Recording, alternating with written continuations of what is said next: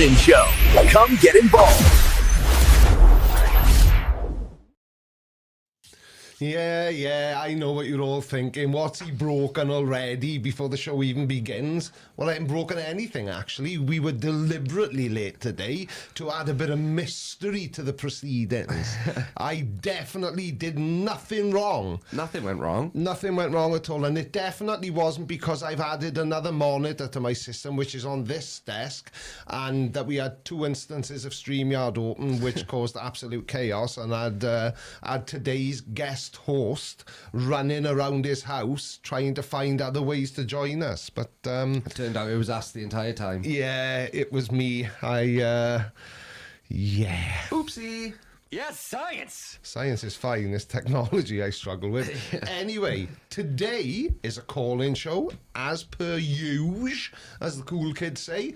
But I've got a guest host today because it's pointless asking me questions about Freemasons. I don't know anything about Freemasons. I'm in the Illuminati, not the Freemasons. So I thought I would ask my friend and channel supporter, everybody's favourite American veterinarian, Christopher Shapley, DVM, CVA, CVH, CVFT, to join me to answer your questions about Freemasonry.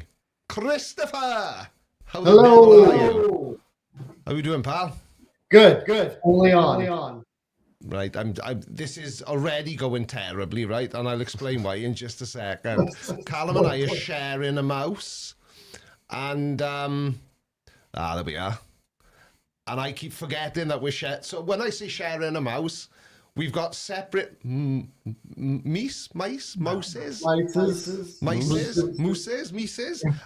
but we're sharing the same pointer. So it's this it all seemed like such a brilliant idea when I thought of it, but my idea. Yeah. You know what they say about ideas, they're always good until you actually try to see them through. So who do we have today? Brian Pop Robson, how are you, pal? Still alive, I see. That's nice to hear. Purple Snowdrop, good afternoon. I'm so used to starting in the morning, but we've tried to accommodate Christopher because it's already the crack of dawn there. Chris, 7 a.m.-ish? Well, it would have been if we started on time.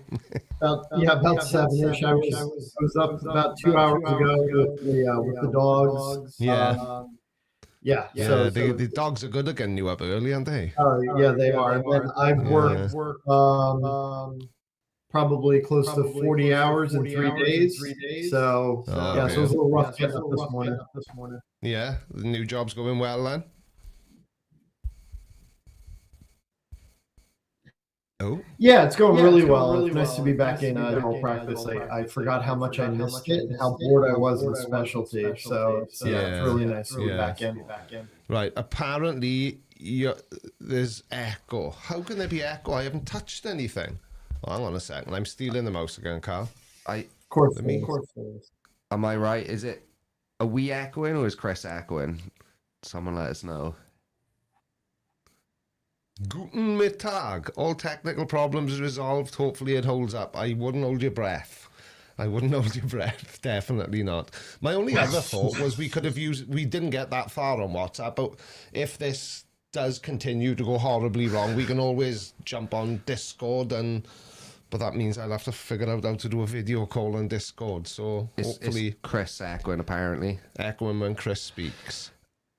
I think someone just said it's more like reverb. Okay. Which, I would slightly agree. You're obviously not using like a bloody professional microphone, so there is a little bit of reverb, but I didn't personally think it was that bad. But yeah, I was. If everyone else is saying it's bad, then they're the audience. We'll listen. Yeah, I apologize for that. No, it's not your fault. I don't know what's going on. Not everyone can be as organised and as professional as us. Oh, dear me. Right, hang on. This is my thinking face now. What to do?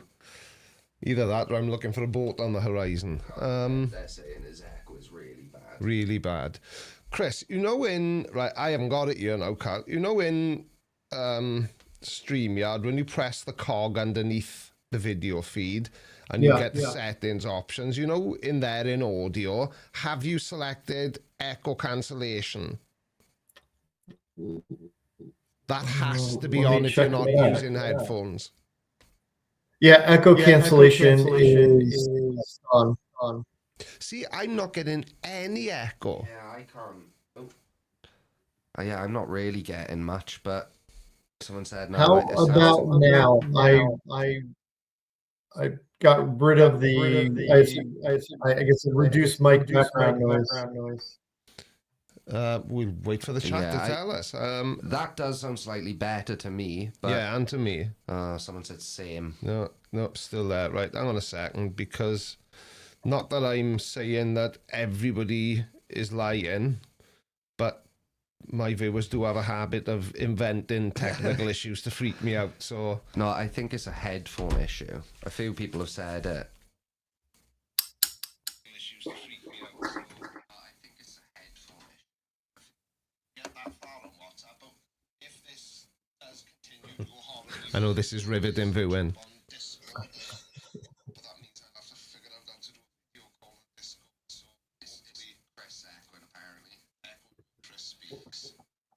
I think someone just said it's more like reverb, which I would slightly agree. Yeah, it is. It's definitely echoing, and it's really bad as well. It's like you're saying everything twice, Chris. Okay. Right, so what do we do about this? And you haven't got access to headphones, no? Because headphones will fix echo, see? I can try to play around a little bit. I have cordless earbuds. Earless headphones. They're my favourite kind. I have cordless buds. I just have to figure out how to lift them up to the laptop. Are there any 14-year-old kids in the area who can show you? Try to go down to the school bus. Yeah, that's what you need.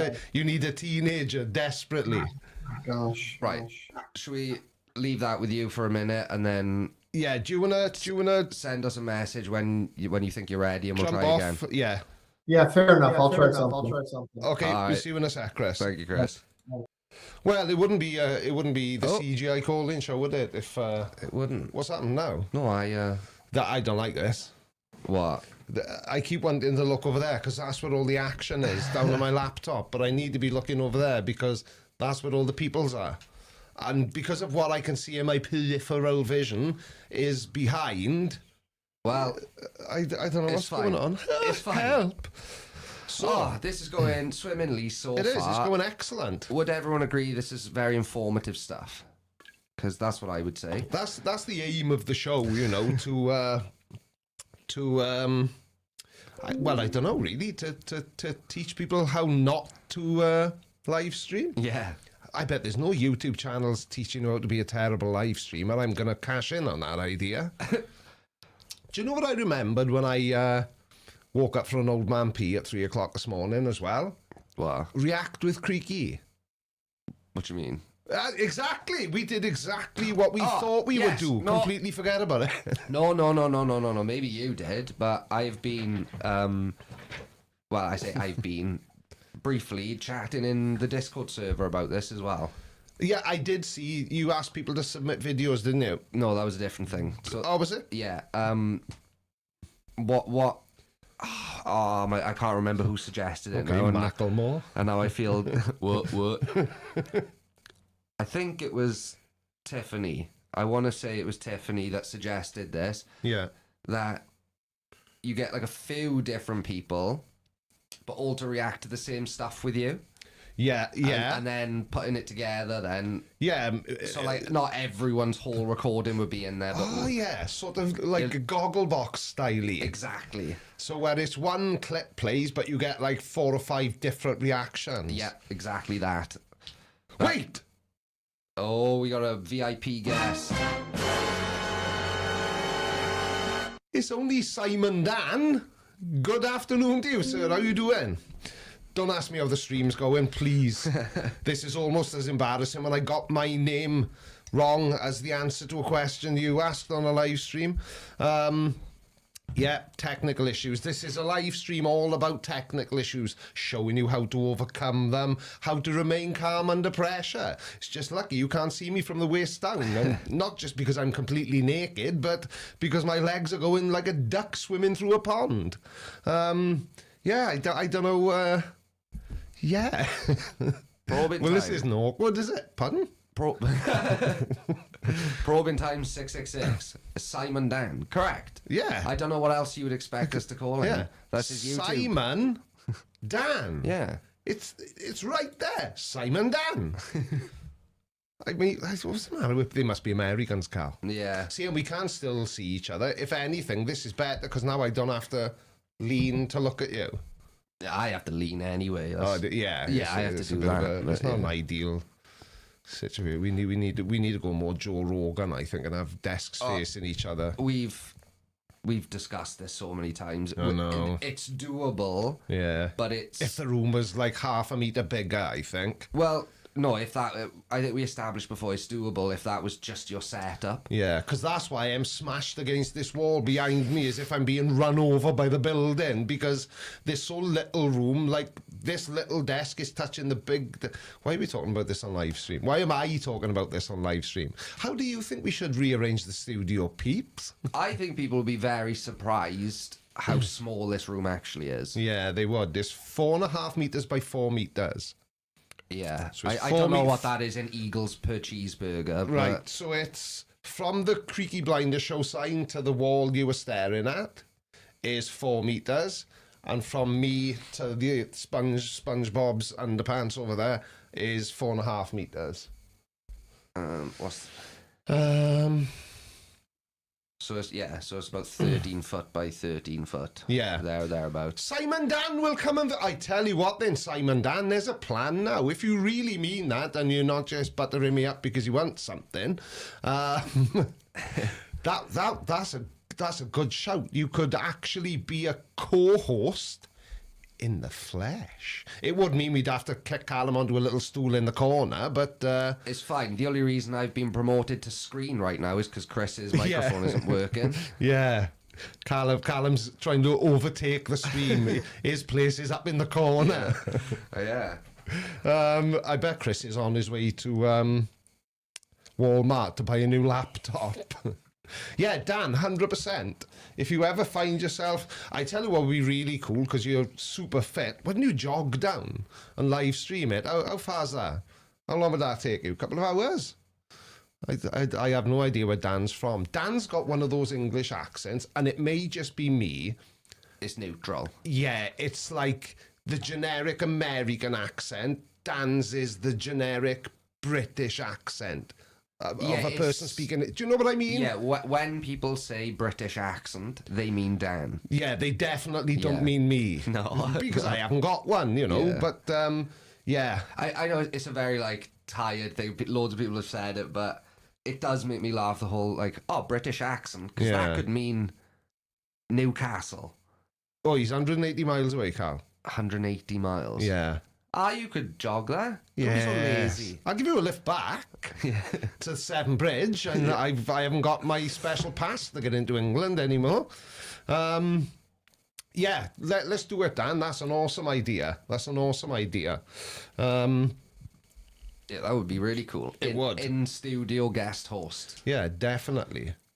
I don't know where to look now. See, this is really freaking me out. Not as much as Chris not returning yet. I'll have a swig of my Red Bull to calm my nerves. I tell you what, we can discuss in the meantime. Okay. Not relevant to Freemasonry, but or maybe it is. I've got something I'd like to discuss, but let's see how good your discussable item is. I mean, I don't think you can really beat the image of the moon, the Earth behind the moon from the Artemis 2 flyby. The one with this peeping out like that and going... See, I told you I was round, you stupid Berlin. Yeah. It's the best photo I've ever seen in my life. It's really, really good. Oh, we've gone into seductive lighting. Have we? Yeah, this has just changed. Oh, no, that's gone. Oh, hang on a sec. Oh, not more bloody. This is going swimmingly. Woo. Oh, I fixed it. And I fixed it from all the way over here. So... yeah, we will obviously be going to talk about the Artemis 2 launch as part of the stream, even though it's got nothing to do with Freemasonry. Or has it? It feels like nothing else is... I say nothing else is important, but it just feels like amongst the sea of shit right now. Yeah. It is a little golden nugget of... And actually, Carl, you've just saved me from making myself look stupid again. Because I was going to ask them a question about tonight's video, which they haven't seen yet. Yeah. But my lovely Patreons will see it at 3 p.m. Which segues me nicely into another small item I'd like to mention. Channel members aren't getting the videos early at the moment for 2 reasons. One of them is that I don't know who would have even noticed this, but I've been using the collaboration feature on my last 3 uploads, I want to say. Could be 4, I don't know. And when you do that, it doesn't allow you to schedule a video to go schedule. Sorry, I'm not American. It doesn't allow you it doesn't allow you to schedule a video and have it collaborate with another channel. Now, I don't know whether my views have suddenly exploded because of the Artemis 2 thing, which has its own set of very deeply hurtful connotations for me personally, or the videos are just doing a lot better. Both channels are in strong growth at the moment because whatever was wrong with YouTube has been fixed and people are obviously really interested in the Artemis missions. Now, if it's purely the fact that my videos have suddenly started doing between 40 and 100,000 views again, is because of the Artemis project. Because if that is the case, it just means loads of you thought I sucked for a year. No, I think it's more just it's relevant at the minute, isn't it? Yeah, and I think it's a combination of it all. I do, to be honest. Yeah, the collaboration and Artemis. Yeah, it's very searched. Like, think how many flat Earth memes I've sent you this week. They never come up on my feed. No. But they're all over everywhere for me at the minute. Yeah. Just talking about how they really have been cemented in society as the most dumb group of people. Yeah, I've seen people who you wouldn't even think would mention flat earthers talking about flat earthers. Yeah. Just briefly, Carl, to give this comment the attention it deserves. Shit. Get stuffed, Dan, will you? Nobody likes to show off. Just because you're tall and got more subscribers than me. Right then, so on this very exciting, momentous occasion, the good doctor has returned. And not Sean Murphy, Christopher Shapley, DVM, and all that good stuff. I'm running out of breath, so let's try that again. Let's see if Christopher can... Chris. I better look over here to get the timing down. There he is. Now, can he hear me? Ah, shit. He can't hear us now. Oh, no. Right, hold off. For God's sake. No, I can hear you. Oh, you slut muffin. You done that on purpose, didn't you? Bastard. Right, so all we've got to hope... it's not Dr. We got to Echo, remember it's the Dr. delay. Shapley. Still echoing. Really? Please be a joke. Yeah, I don't know what the hell to do about this now. Neither do I, because I clearly have the headphones on and have it set to the headphones. Yeah. So. Hold on. The Callum just check a few things our end. We should have some elevator. Oh, I tell you what, we've got similar to elevator music. Callum's just going to do some checks. Not that this adds any pressure to what he's got to do. Oof. Oof. Oh, everything's on. It's not happening, is it? No, what's going on here? Echo cack. Oh my god. Echo cancellation's on.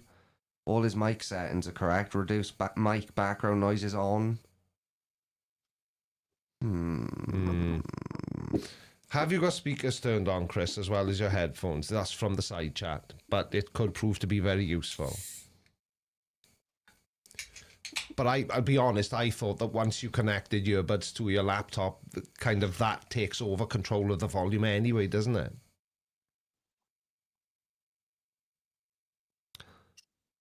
I was only saying yesterday about how I haven't really drunk in a while. That might be about to change. Yeah. I'm at a loss. Yeah, so am I. How good are you on Discord, Chris? You got to go into DM and then there's a video. I can fumble through anything. Right, so Callum will have to do it. DM me on Discord now, and then we'll try and start a video call. Okay. And hopefully, and I'll just do it through my phone. Whatever. Actually, if you want to do it through your phone, you can do it this way through your phone. It hasn't got to be on a computer, Chris. You can go and sit on the sofa then and chill. Maybe I. Do you want me to WhatsApp you the joining link? Maybe we'll have try more joining off your success phone. that way.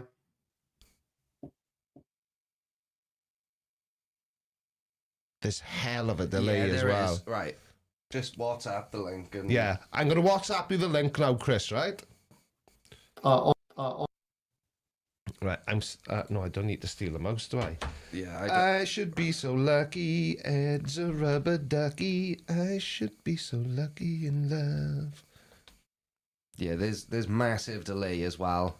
It's like he's on Artemis too. And he's currently waving his arms like he's drowned in. Has he fixed it? Or? Oh, has he fixed something? Hold on. Hello?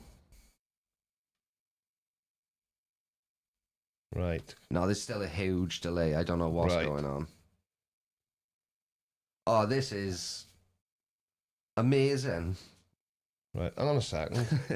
Yeah, this is... Yeah, just talk amongst yourselves, everybody. We'll get there in the end. Now I'm opening everything on my laptop. I've just seen Dob Views come into the chat. Yeah. You must have been... To the moon? Giddy over the photos that we just received. I couldn't stop staring at it last night. They're really cool, aren't they? Yeah, and that one, obviously the new photo of the entire globe. I know there's been a lot of comparison photos between the 1972 one and the modern one. But it is crazy that, every single person is in that photo except 4 people. That will never not blow my mind. Yes, it's awesome, it is. Yeah. Absolutely awesome. There's such... I know it sounds stupid to call them simple images, but they are, like, there's... That sounds ridiculous, I know it does, but... Oh, okay. We had a blip then. Yeah, we got double Chris a sec, so... Right, so get rid of the imposter, Chris. All right, imposter Chris is gone. Chris, change your camera angle. Hey, because he's straight to be a schnoz. Right then, hopefully we won't have any echo now. Please say we haven't got any echo. Somebody give me some good news. I hope that we don't. Yeah, and there seems to be a significantly better... the delay's a lot less. Yeah, it does seem like it's a lot less than it was. Yeah, I don't know. You have frozen now. Oh, yeah. Still echoing. Shut up. Oh, you got to be kidding me. How can it be? How can it still be echoing?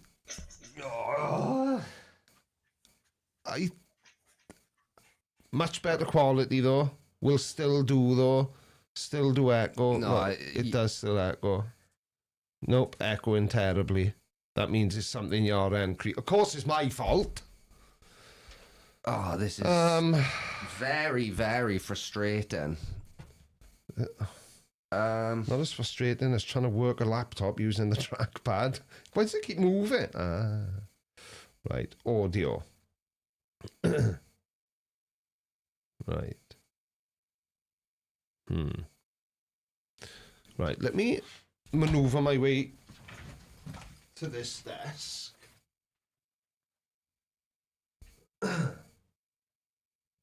Right, so there's nothing going on there. That's all right. I got a feeling Discord is just going to be The same? I hope. Better?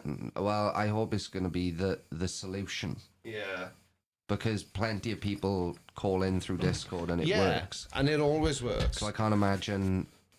Chris, are you still up for trying Discord? Yeah, let's. Oh, yeah, let's do that. Chris, send me a DM on Discord and Callum will connect you. I don't know where to look. Yeah, we'll do it that way. Somebody please help. Send an expert. Oh, dear me. Yeah, well, like I say... It is very funny, Magical Cat Girl, isn't it? The Freemasonry episode has started off with an hour of delays and issues. But to be fair, though, Chris did warn us that the higher-ups might sort of send, like, mind control rays and try to interfere with the equipment. So it's probably just that. So I'm not worried, you know. Chris is a vet. He's a smart guy. He knows how to... That's Discord, so hold on. I was going to say, what the hell's going on now? Yeah, but... All right. Right, we can hear you. Okay. Right, now then. Is he on a video call, Carl? No, I can't see him. Right. Hold on. Right, I'm going to... Right. Here I am. Oh, okay, I can see you. Can you see us, though? I don't think you can. Right. It's the wheel of death. Yeah. Right, well, I don't know. Right, so what we're going to have to do now... There's no echo. Switch it to that Thank view. God.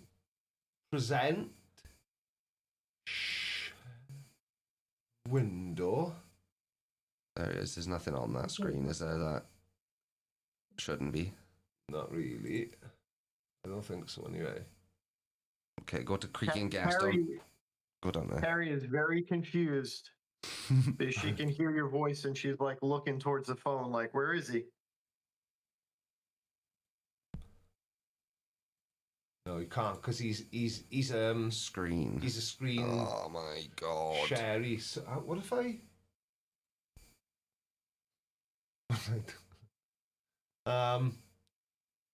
I mean, I'm just gonna do this, so at least there's something going on. yeah. I mean, he's here and there's no echo, so I know, but it's just not. I know this is probably not priority for viewers, but this is unworkwithable clip-wise. yeah, I know. or any kind Oh, hang of. on. And this could work. This could work. This could work. Oh yeah, he can't tech, except he can because he's awesome at it. Right. Right, hang on Okay. a second now.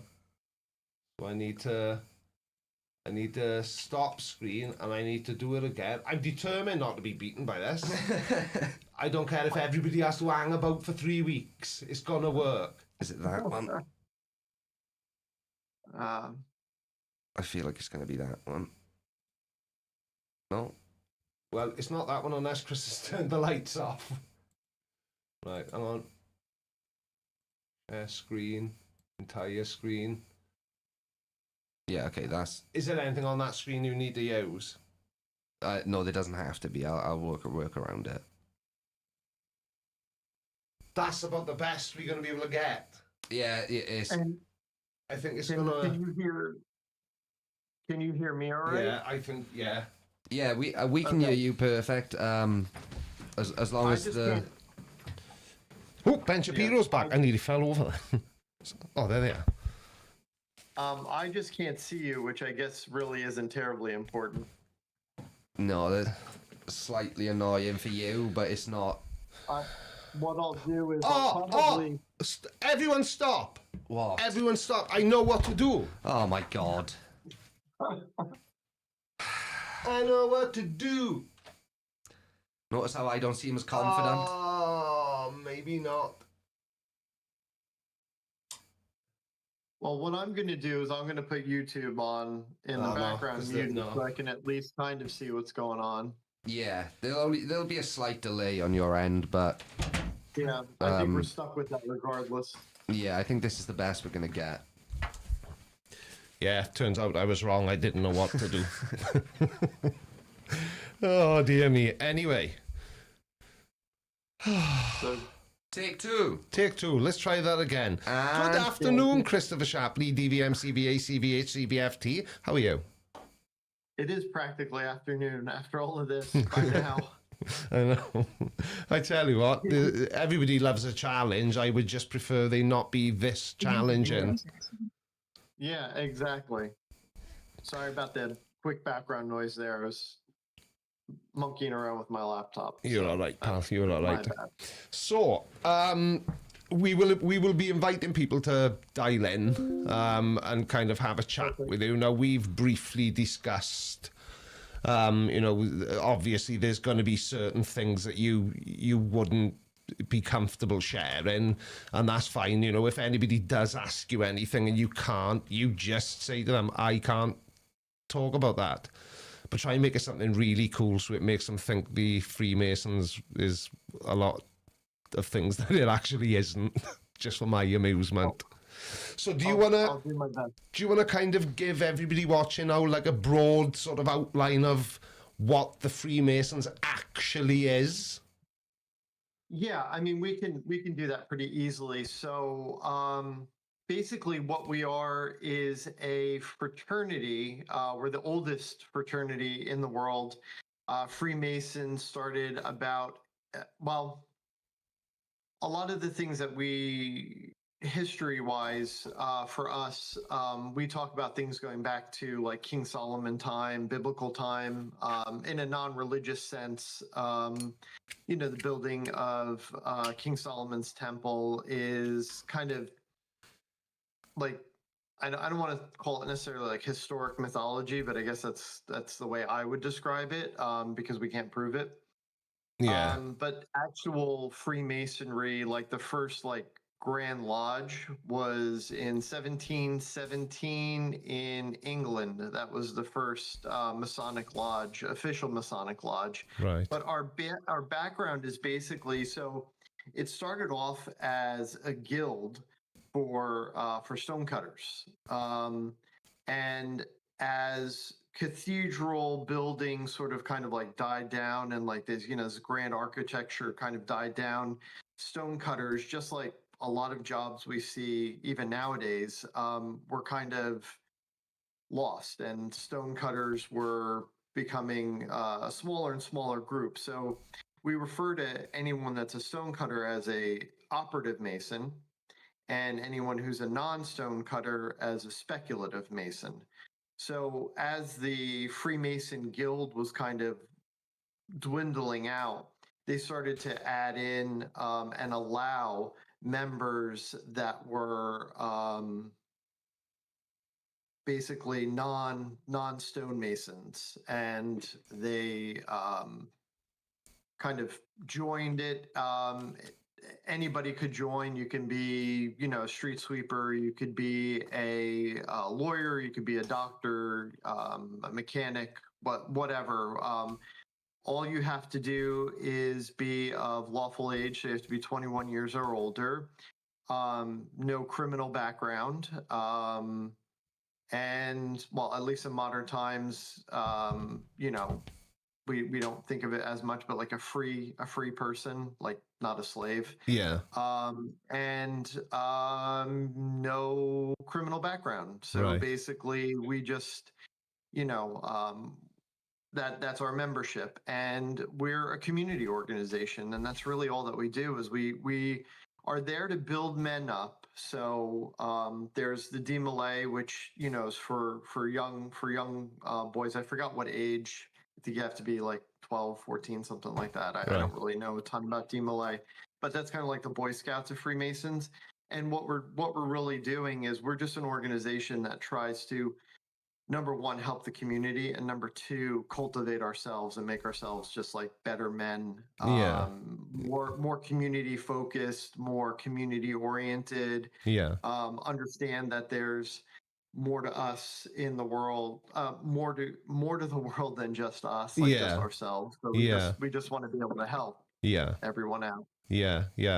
Chris, I've just had another brilliant idea, right? And you know me, so you'll know it's going to be brilliant. Switch your phone to landscape mode if you can, and see if it gives you more real estate on the screen. Will it auto-rotate if you do that, or are we taking a huge risk? Let's try. Yeah, that didn't. No, it's not auto-rotating. It's not auto-rotating, Chris. You must have it switched off. It doesn't matter. It doesn't matter. So when I've said in videos then, because I always say the same thing, because I always find it highly amusing, the opinions people have about Freemasons. So when I say that initially it was a club for people who were stone masons, the clue is in the name. That's accurate then, but they, as you just said in more detail, they just kind of opened the books to other professions, and it kind of grew from there and became what it is today. Yeah, and somebody brought up a question in the side chat that I missed. One of the credentials is you do have to believe in a higher power. Yeah. You have to believe in, you can't be an atheist. Right. But you can be a Christian, you could be Jewish, you could be Muslim. I'm a Buddhist. Yeah. You can be Hindu. I mean, I have brothers that are Jewish. I have a brother that's a pagan. So Right. you don't have to even necessarily believe in just one God. You Yeah. can believe in multiple gods if you wanted to. Yeah. So Yeah.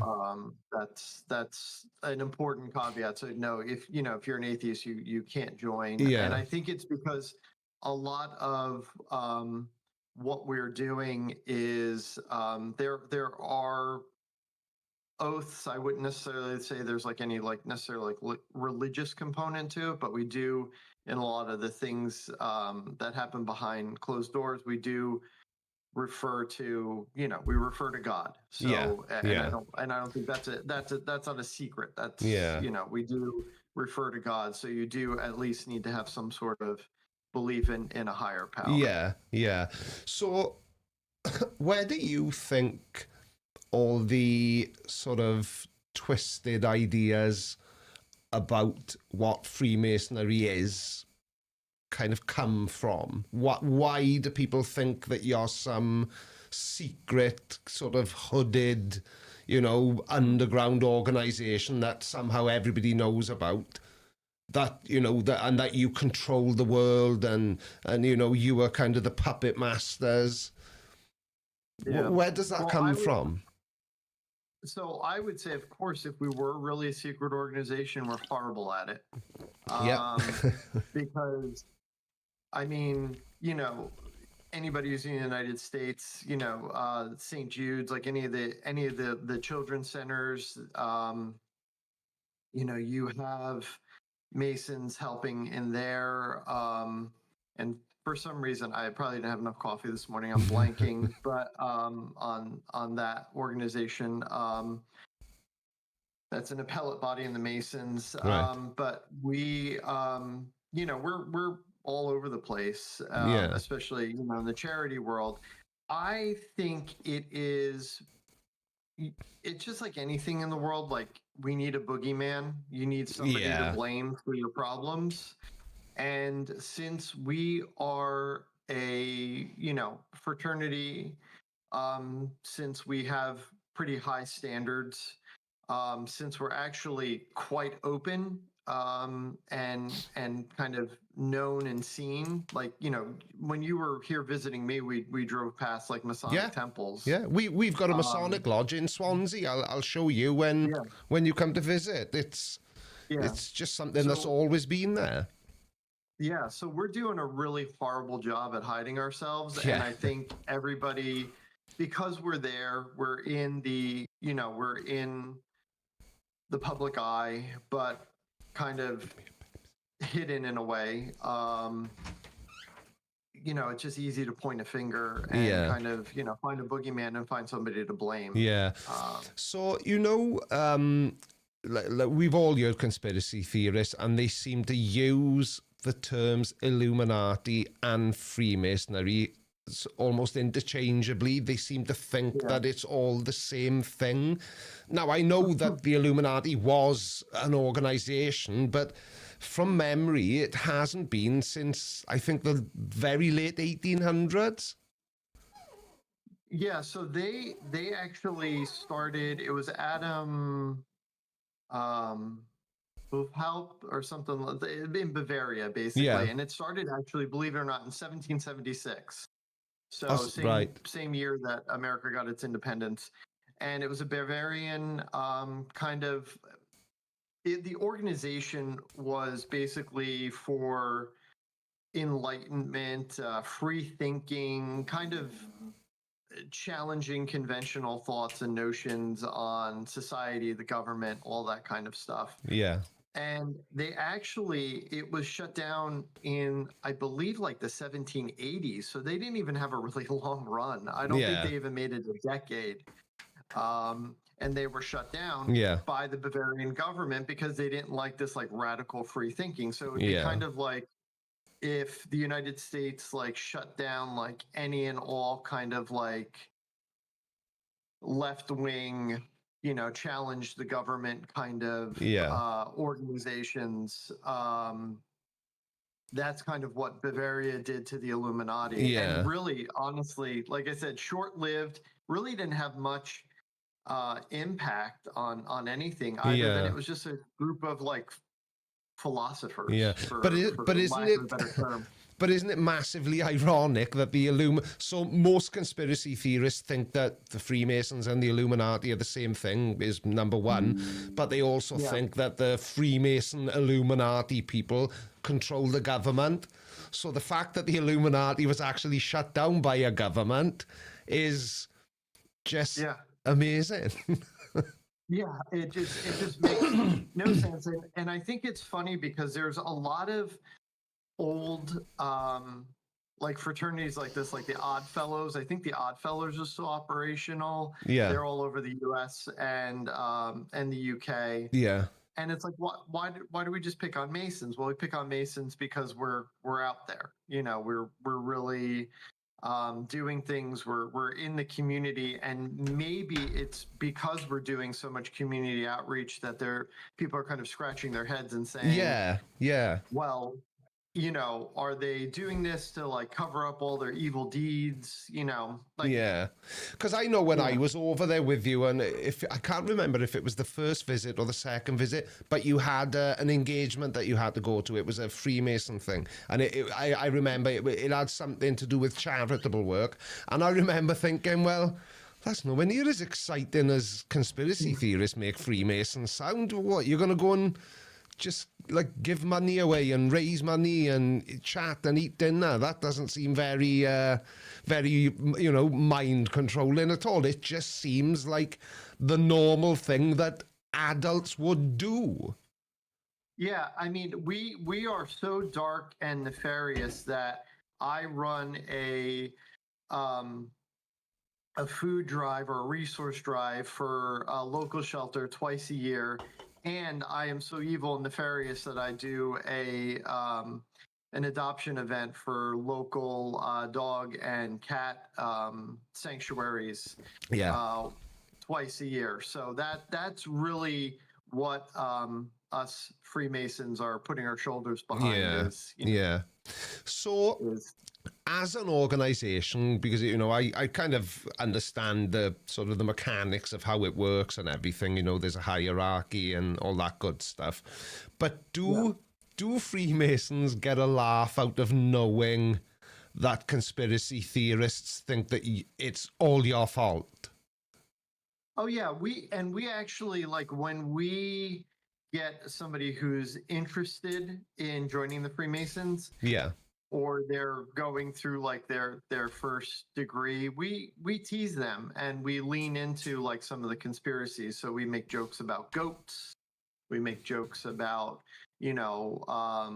getting your secret ring that unlocks Fort Knox and the White House. We lean into it and we make jokes. So we know it's happening, and I think we're not, I mean, myself, I have brothers all over the country. We aren't insulted by it. We actually think it's kind of silly, and a lot of times, like I said, we'll lean into it with the quote unquote normies, like people who aren't Masons. and just kind of lean into the jokes and lean into the human, into the humor side of it. Yeah. So Lucy in the side chat says, I'm married to a Mason. It's a lot less interesting than you think, sorry. And it kind of is, isn't it? You know, it's not, it's just the way conspiracy theorists kind of sell what the Freemasons are is a polar opposite from what it actually is. Yeah. What about hang on a second, let me just find this one on this stupid laptop. There we are. I don't know if you can see that comment, and it's not on the big screen yet, so I can't read it out yet. My laptop's too small, but it'll update shortly. But Nerdy Tiffany says, religion being required and banning women seems unreasonable to me. It's unfathomably misogynistic and wrong to deliberately exclude women and to force people to be religious to be part of the club. So to answer that one, there is the Order of the Eastern Star, which I think that was developed like in the 50s. Right. So that's like the women's version of the Freemasons. So, right. You know, I will admit that like female or members of the Order of the Eastern Star can't go to Masonic meetings. Right. But you know, we can actually participate in there. So they're excluded from like what we call like Blue Lodge, or they're excluded from lodge events. Yeah. But there is, as I said, the Order of the Eastern Star. There's Right. Rainbow Girls, which is kind of a little bit like DeMolay, but honestly, women are only excluded from the meetings themselves. There are tons of events where we are constantly, you know, bringing our wives and our girlfriends. And the joke is also, if you're brave, bring both, you know. But, you know, we try to include our spouses and our partners, you know, in what we can. It's something that started in the 1700s. There's a lot of things that we could argue are misogynistic in society. I was just gonna say though, Chris, is that rule something that was there on day one and it just never got changed? Yeah, it was a day one rule, because I clearly, you know, when this all started and we're talking about stonemasons, there weren't really any female stonemasons. So it was. So that's like saying that any college fraternity is also misogynistic. Yeah, I know what you mean. Like I get nerdy Tiffany's point, and I agree with it to a certain extent. You know, excluding women from certain things, you know, is, you know, generally seen as a bad thing. But if that thing is something that's sort of steeped in tradition and it's always been that way, and there's an equivalent for the ladies, I don't know. I'm not saying that necessarily makes it all right, but you know what? You know, I had never even considered it, to be honest, Chris. I just accepted that the Freemasons was an all-male organization, you know, and I honestly had no idea that there was kind of a female equivalent of it.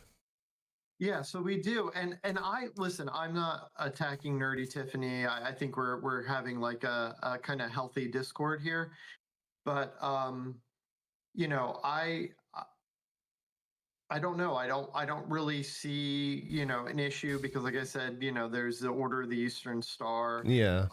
When I was in college, I wasn't upset that I wasn't allowed to join a sorority. Yeah. You know, I didn't want to join a sorority. I didn't want to join a fraternity either when I was in college. Yeah. But like, you know, there's, you know, the boys and, you know, there's men's and women's clubs all over across multiple organizations.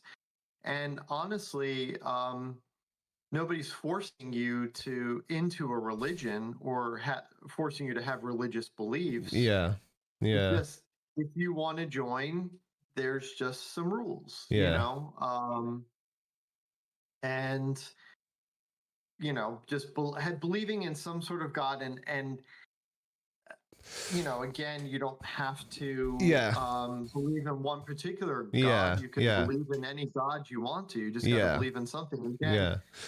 I'm a Zen Buddhist, and I believe in a higher power of Yeah. some sort, that we could loosely label as God. Yeah. But my brothers are very, very accepting of me, and going back to nerdy Tiffany, Chris. The female equivalent isn't equivalent though, because men, as he said, are not barred from the women's meetings and lodges. Only the opposite. Is that what you said, Chris? I didn't catch that part. That is exactly true, and I feel like this isn't a hill that's worth dying on. Yeah. Not to dismiss Yeah. nerdy No. Tiffany at all, but I didn't create the Freemasons. Yeah.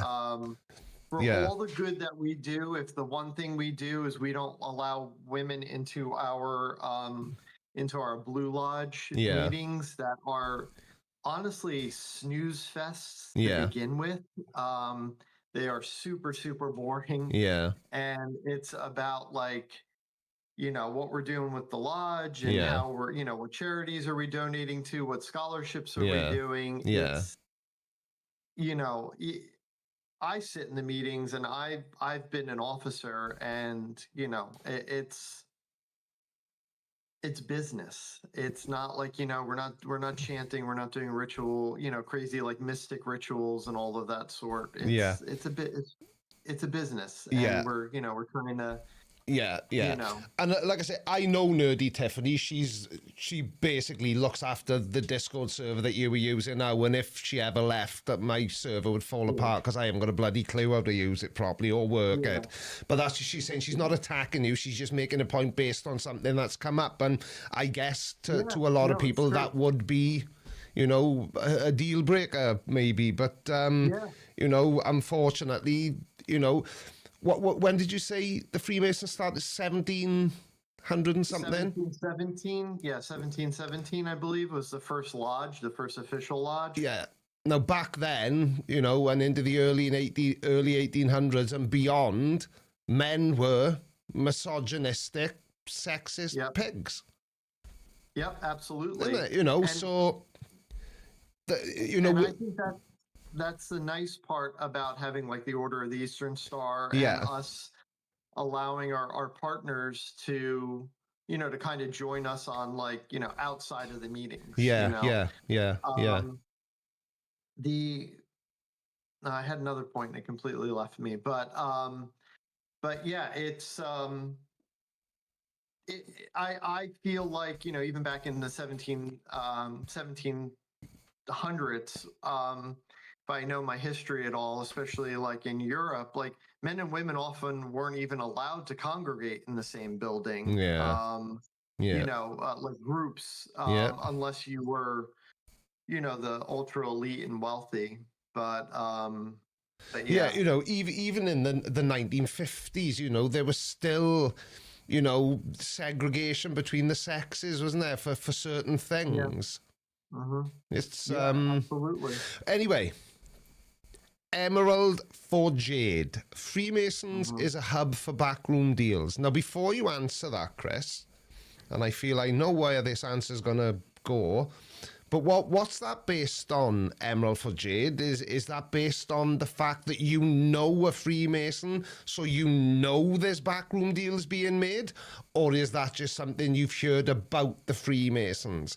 Because Chris is an actual Freemason, so who better than him to answer this question for you? So, Chris, tell us about these backroom deals and how fantabulously wealthy they've made you as a Freemason. Yeah, clearly you've been to my home, so you know how much of the diamond-studded toilet roll holders were a bit much for my tastes, Chris. But the gold toilet was great, nice and cool. Yeah. But I mean, it was always a dream of mine to have this diamond-studded toilet paper holder. Honestly, I would say obviously it's not. We don't make backroom deals. I don't even know what kind of backroom deals Emerald for Jade is referring to. Because most of the time, before we have a meeting, we all sit down, have a dinner with one another, and just kind of BS about life.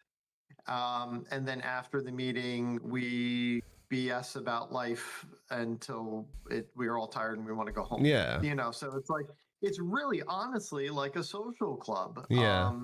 And that's it. And I have not been privy to any backroom deals. I have been to multiple lodges across the country. I have not been privy, nobody has taken me in the back and said, "Hey, Chris, listen, I got this, this great deal, and we're going to make you mayor of this town so you can, are you cool with it?" It's mostly like, for me, any lodge I go to, obviously, I get introduced and everybody knows my pedigree.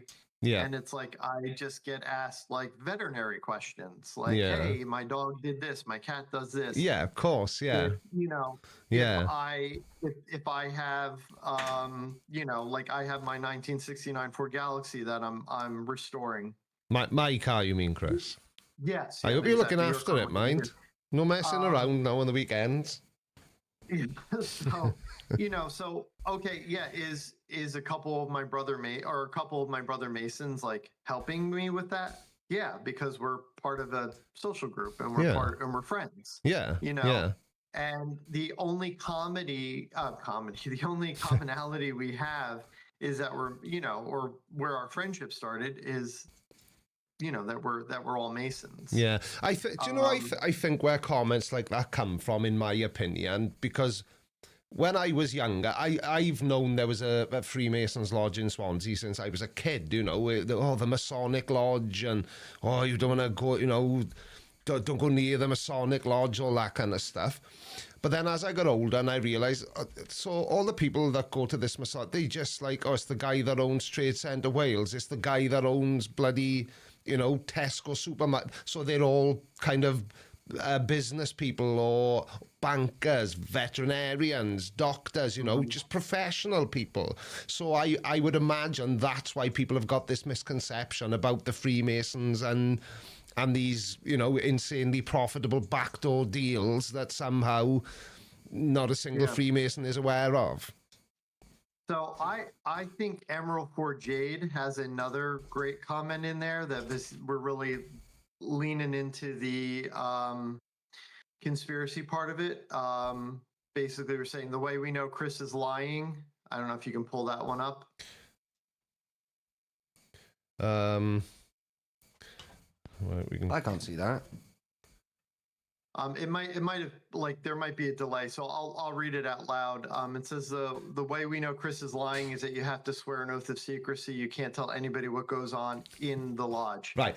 Before you answer that, Chris, if you have to pledge, to keep these secrets and keep the fact that you've pledged to keep these secrets a secret, how do you know Emerald for Jade?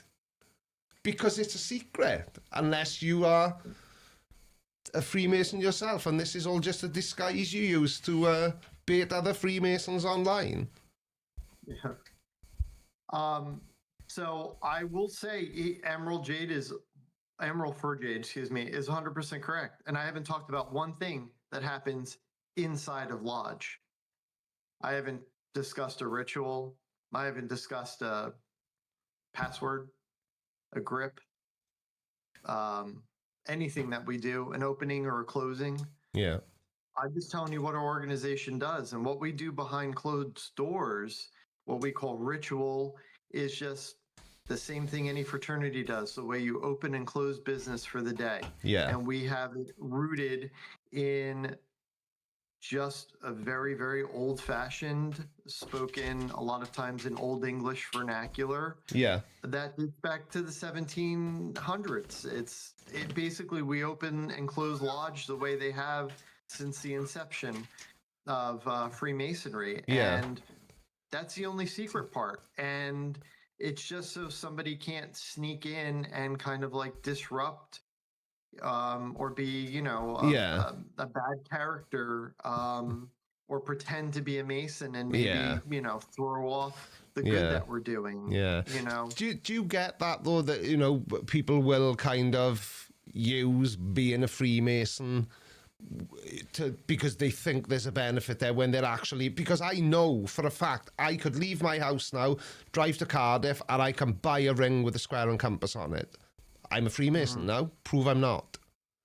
Yeah. Do people do that? Do people pretend? Are there fake Freemasons out there? I think that there are. And like when I go to visit other lodges, I have to be either vouched for by a Mason in that lodge, meaning that we sat together. Yeah. I have to have a letter of introduction from the Grand Lodge in New Jersey. Yeah. And there's a test that I have to go through to allow me to sit in that lodge. The other lodges that I've visited outside of New Jersey, I've had a letter of introduction, and I've sat with, friends of mine that I've known for decades and decades. And we do those tests just to make sure. And I mean, you could walk into any lodge, man or woman, when a meeting is not going on, and say, hey, I'd like to see what's going on here. When I have my charity events, they're usually at the lodge, and people are like, hey, can we see what's upstairs? As long as there's not a meeting going on, like, you can walk upstairs and like take a look around. I mean, I think if, like when you were visiting, unfortunately, I don't have keys to the lodge, so I couldn't just have us walk in. Yeah. But you can, as long as there's no meetings going on, nothing happening, we're not talking business, you can just walk upstairs and see what it's all about. Yeah, I remember you saying when we were over there with you that, if we wanted to, it was possible that you could arrange a visit, but I can't remember what happened and we didn't. But yeah, I'm not saying just, Daniel Pratt can stroll into a lodge and sit down, but they're not sort of that secret that you're not even allowed inside one unless you're a Freemason, are they? Yeah, no, not at all. We actually, we have people who come to the lodge, and just, say, hey, we just want to take a look around, and I've done that, during charity events, because they just want to see what it's all about, or they just want to go inside to use the bathroom downstairs. Yeah. People are curious, aren't they? Yeah, one of the things I want to circle back to that just came to mind now, when Nerdy Tiffany, we were kind of chatting. One of the things that we also do is, like, let's say, some guy wants to join the Freemasons. We actually will visit their home and talk to the family, talk to the wife, talk to the children, talk to parents, whoever, and make sure that the family is okay with this, husband, son, whatever, father, joining the lodge. So we actually, if a wife were to say, like, listen, I don't want Tom joining the lodge, I'm not comfortable with it, we will, say to Tom, like, hey, listen, maybe reapply when your wife is cool with it. Or, if you're really busy, or you have like a newborn baby and you want to dive into Freemasonry and you just want to be at every single meeting in the district, a lot of times we'll say, hey, make sure your family's okay with it first, because we're also family centered. Yeah, well, it's a commitment, isn't it? Everybody's family involved, except they just can't go into the meetings. Like, that's really it. Yeah, it's a commitment, isn't it? So if you can't meet the commitment, then it's probably best to not commit to it. Liquid Flames from the side chat, what do you say to religious groups who say Freemasons are satanic? That we're not. Yeah. I was going to say I could have answered that on your behalf. You're not, and the fact that you're required to accept a higher power of some description should be all the evidence anybody needs to know that you're not a satanic organization. But again, I think that's more sort of the tie-in that people have created between the Masons and the the Illuminati, even though they're completely different organisations. Who's the demon? I've been to many lodges without being a member, but that's because they refuse to send me home. Please, Freemasons, why did you summon me to this planet of existence? Was there no plan? I thought there was going to be a bit of sense in that comment. It must have been a different one I meant to pull up, but well, I mean that's kind of hysterical because of obviously, you know, host of the demon, you know, making jokes about us actually summoning demons into the lodge. Yeah. Emerald Jade did say she was leaving, but she's also just said 100% Masons are just a function of the class system. Well, so let's address that. So if they were a function of the class system, why do I have brothers that are mechanics, brothers that are arborists, me as a veterinarian, retired military, retired police? I have a guy that I mentored that he's like a manager of a local like paint supply store. We have guys that are work at liquor stores, that are waiters. I mean, the last thing that we are is based on like a class system. And honestly, I won't go into how much we pay for dues, but annually, I probably, if I went out to dinner with you, me, and Mrs. Blinder, over at the office lounge, the you know, with drinks, that would be the, you know, one dinner would be the price of our annual membership. Yeah. So it's definitely not a get rich quick scheme either then, is it? No. If it is, we're doing a really poor job. Yeah. Let me just quickly address something in the side chat. Ben Speed, I'm guessing you've started watching the stream from the beginning.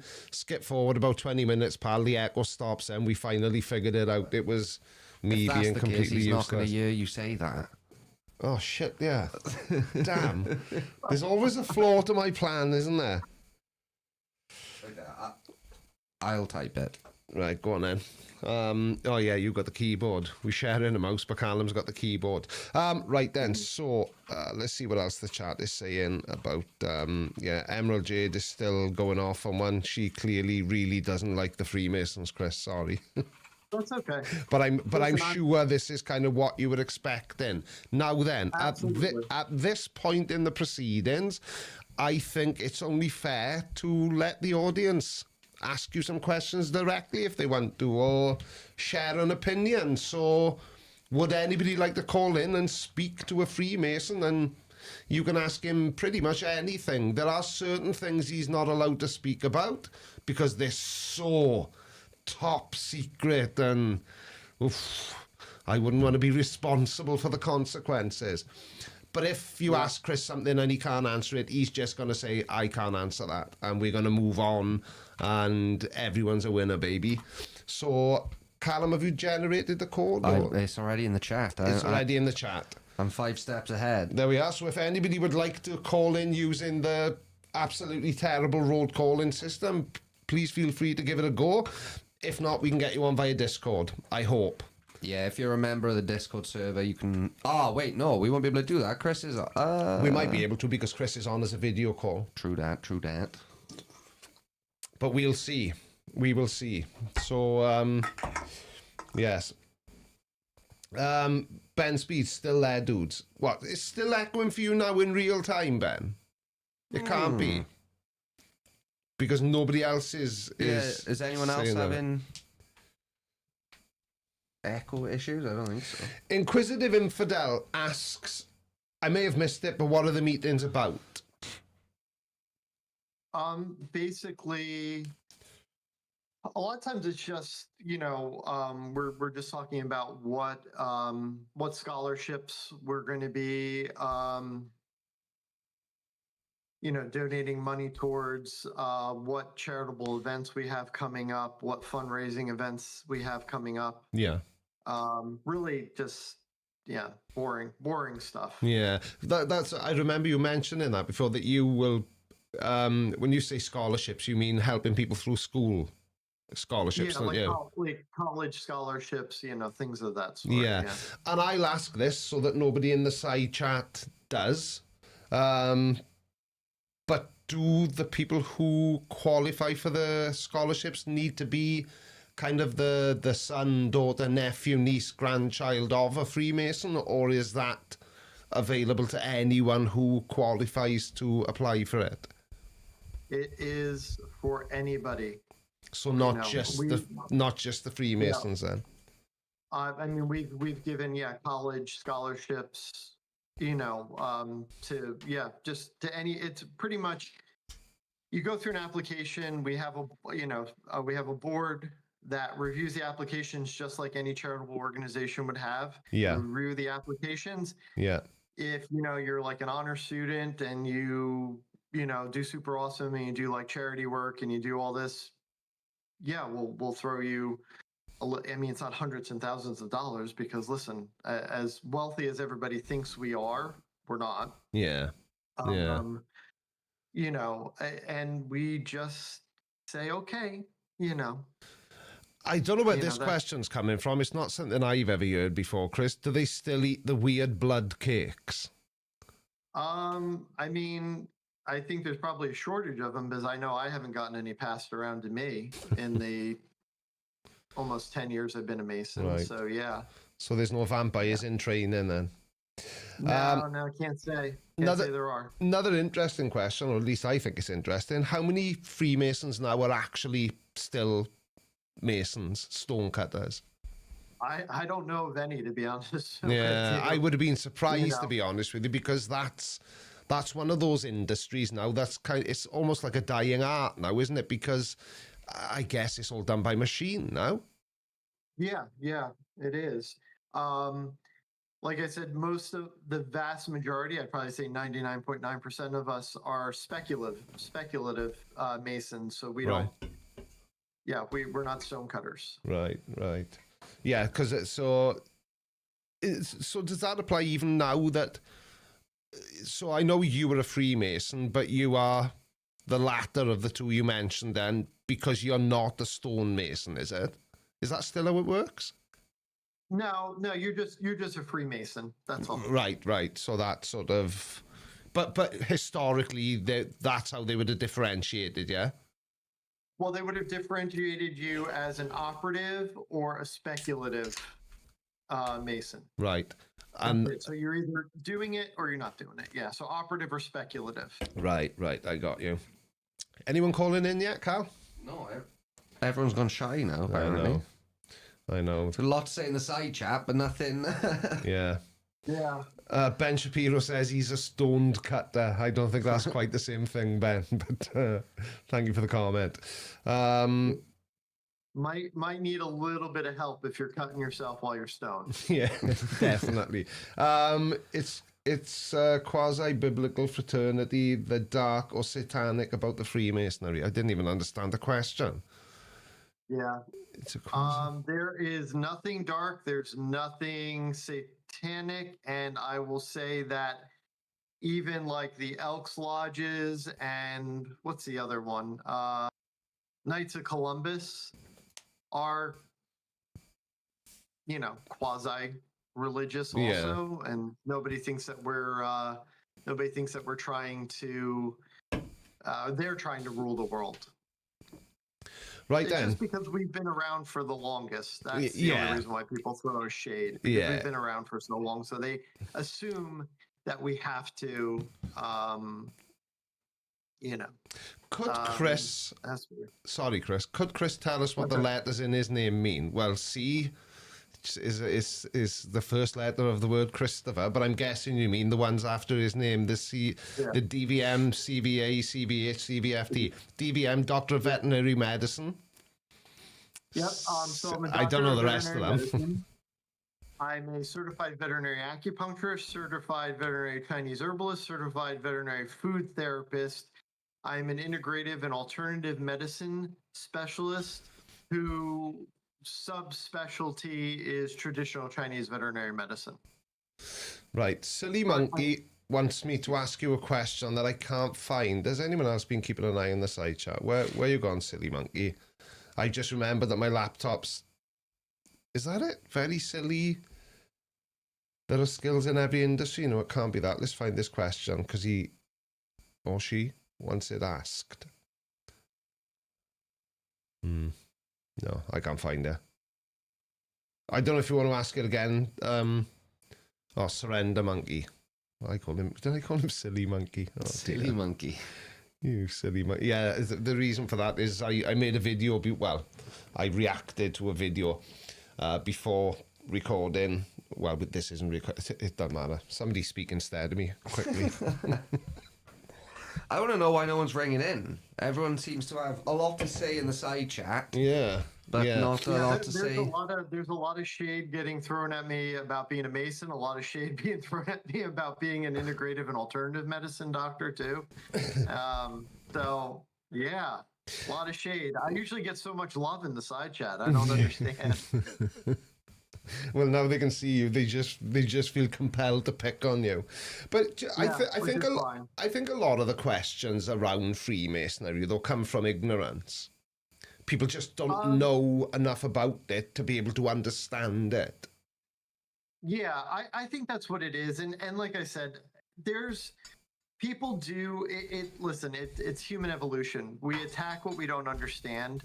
We turn an enemy into things, that we don't understand. Yeah. It's just, and I can't, and I can't blame people for it because when you fall back on like base human instinct, I can't fault you.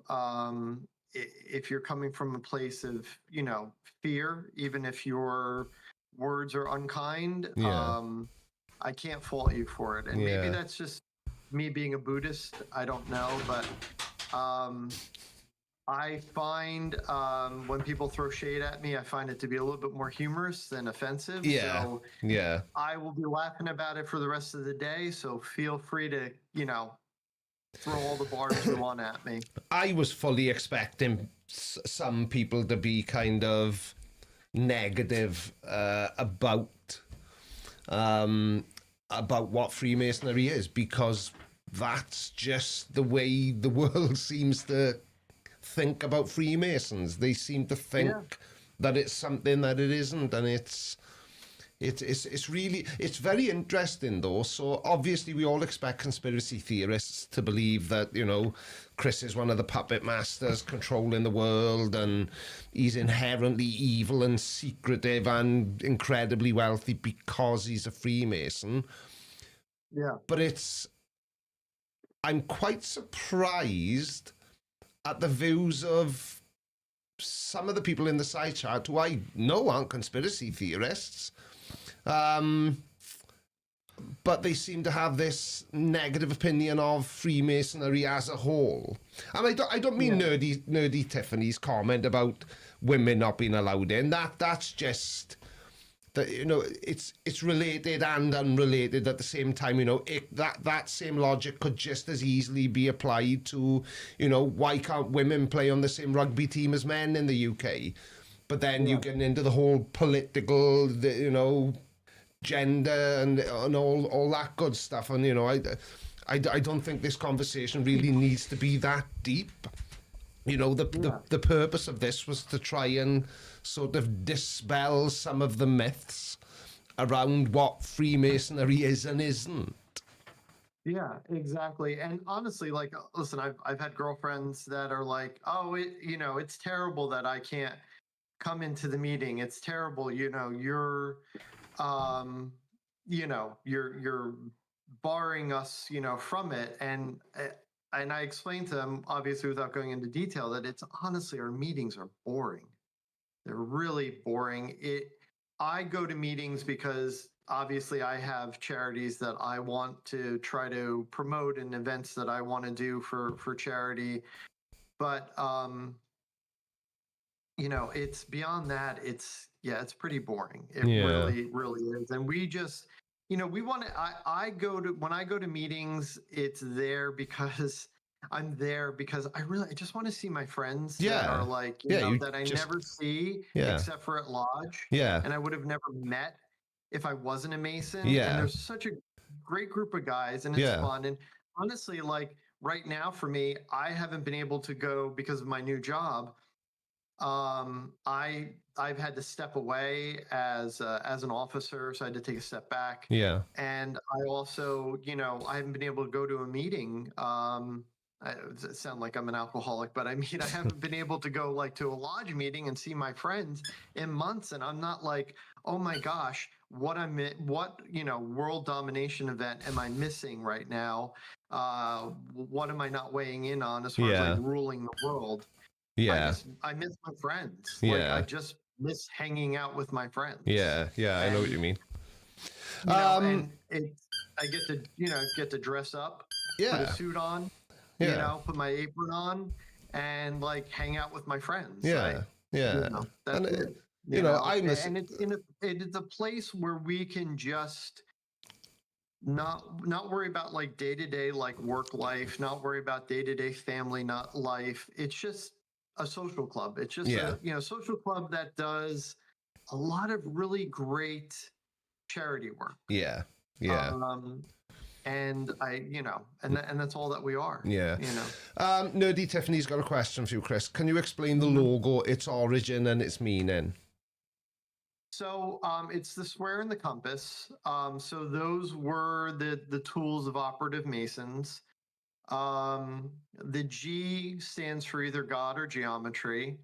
And this is all stuff you can Google yourself. So this isn't like secretive at all. So the square is basically to remind us how to treat other people. Basically, so like, we've all heard, well, at least in the US, like, are you being square with me? Are you on the level? Meaning like, are you being honest with me or being truthful? So so the square symbolizes how we should be treating other people, like treating them, as, as, sorry, I lost my words. We should be just treating everybody with respect and kindness and love. And the compass is basically to remind us to be good moral people. Yeah. Which we've heard that analogy in regular vernacular too, and day-to-day vernacular. But the compass is just to remind us that we need to be good people. We need to make sure that we are kind and respectful and loving to our fellow men and women. Yeah. And I even extend it to all living creatures. So it's just symbols of us working on ourselves and make sure we're good people. And then also making sure that we're good to non-Masons and, just everybody as a whole. Yeah. Well, like I say, I've been in your company. I've seen how you kind of operate, and that's just what you do. I remember, the rats. Why have you got rats then, Chris? Well, building up my karmic debt. They needed looking after. I'm a vet. I'm looking after them. Yeah. How has being a Mason changed your life? So I will tell you, with all truth and honesty, I definitely very introverted. I am on the autism scale, spectrum, whatever. Obviously, extremely high functioning, but I have a lot of like social anxiety. It has made me honestly a better public speaker. I travel all over the country now talking about veterinary medicine, and I lecture at conferences. Yeah. It has improved my life in a lot of ways, also by having, again, a larger friend group. It forces me to be social. It forces me to leave the house. Creaky, that like I'm pretty much a homebody. Yeah. I work out at home. I train in my martial arts at home. You see my basement. Yeah. Like my kung fu teacher comes to my house to do private lessons with me. Like I live like a very kind of, I don't want to call it cloistered, but I do. I live a very like private life. Yeah. And Chris, you live a very creaky life, because I'm exactly the same way, and I think that's why we get on so well, because I like to limit the amount of people in I do as much as humanly possible, and you know, some people might consider that to be antisocial, but I don't know, I just don't feel the need to surround myself by people to be content. Yeah, I mean, honestly, for me, and this is probably why also we're going deep here. So everybody just bear with me. It's probably the same reason why I never got married and I don't have children. And I'm like a serial dater, because, you know, my safety is, you know, is being home with my dogs, being in my basement training my martial arts, like, you know, watching my YouTube video, like that all of that is my happy place. Yeah. And so circle back, it's made me a more social person. I think it's made me more confident. It's, you know, it just made me a stronger person. And I think I've always been reflective, and I've always had kind of the Chris that you know, Creaky, is just who I am on the day-to-day, at work, at home, social. You know, I think a lot of that has to do with my autism. A lot of it has to do with me being a Buddhist since I was 19. So like my worldview is a lot different. But again, let me bundle this up real quick. But it's basically Freemasonry has just made me more comfortable around people, and made me better at human interactions. Yeah. Because I think there's a lot of people who struggle with that now, and it seems as though the whole COVID-19 thing kind of sort of made everybody worse, if you like. We all stayed in for so long. When it all ended, it was like, it's actually been quite nice staying in the house and not having to interact with anybody. Let's just keep it going. And, you know, there's people, you know, myself included, you know, I think I'm just antisocial. I just generally don't like people. And I know that may make me a terrible person, but when I do like people, then it really shows, if that makes sense. I guess I'm selective rather than antisocial, to try and save myself from whatever upset comments that's gonna get. But you know, I think, and again, the way the world is changing, you know, you could probably never leave your house again and you'd be fine. You can order in food, you can order any supplies you need off Amazon or any other website, you know. If somebody came and, you know, cemented all your doors shut, as long as you had a good internet connection, you would survive. Do you know what I mean? You don't need interactions to survive. But then what would that turn you into? Am I sort of regressing into like, you know, a Neanderthal state where I just, you know, anybody comes near me and I just growl at them? The answer to that question is yes, but do you know what I mean? I think, we have a caller. Oh, we got a caller, Chris. Should we just jump straight into it? Can I take a real quick break, because my dogs are like absolutely, each other, absolutely. I'll answer the call. We'll speak to him, and then okay. There we are. Kenneth. See you in a minute, Chris. In the meantime, when I step away, enjoy my lovely Star Wars background. I know. I did know it. I know exactly where you are as well. And you can also see all of my Freemason stuff that I have set up in a small table in the back corner. So everybody enjoy, awesome. And I'll be back. We shall see you in a few minutes, Chris. All right, beautiful. See you in a minute. I tell you what, I need a pee. Oh, right. Okay. Well, they're... Oh, okay. It's gone now. All right. Yeah. Yeah. That's... Yeah. Yeah. I'm going to have to take a pee break, otherwise I'm going to be wriggling like a Okay. fidget. This is a weird show, isn't it? Yeah. It is a very weird show. Yeah, he is a vet, Surrender Monkey. Chris is a New Jersey's best veterinarian. Oh, well, I wasn't expected to get thrown in the firing line a sec. I was trying to answer a call. So, how's everyone doing? Are we enjoying? Welcome to the Callum Show. Exactly. I haven't been here. Now suddenly it's all me.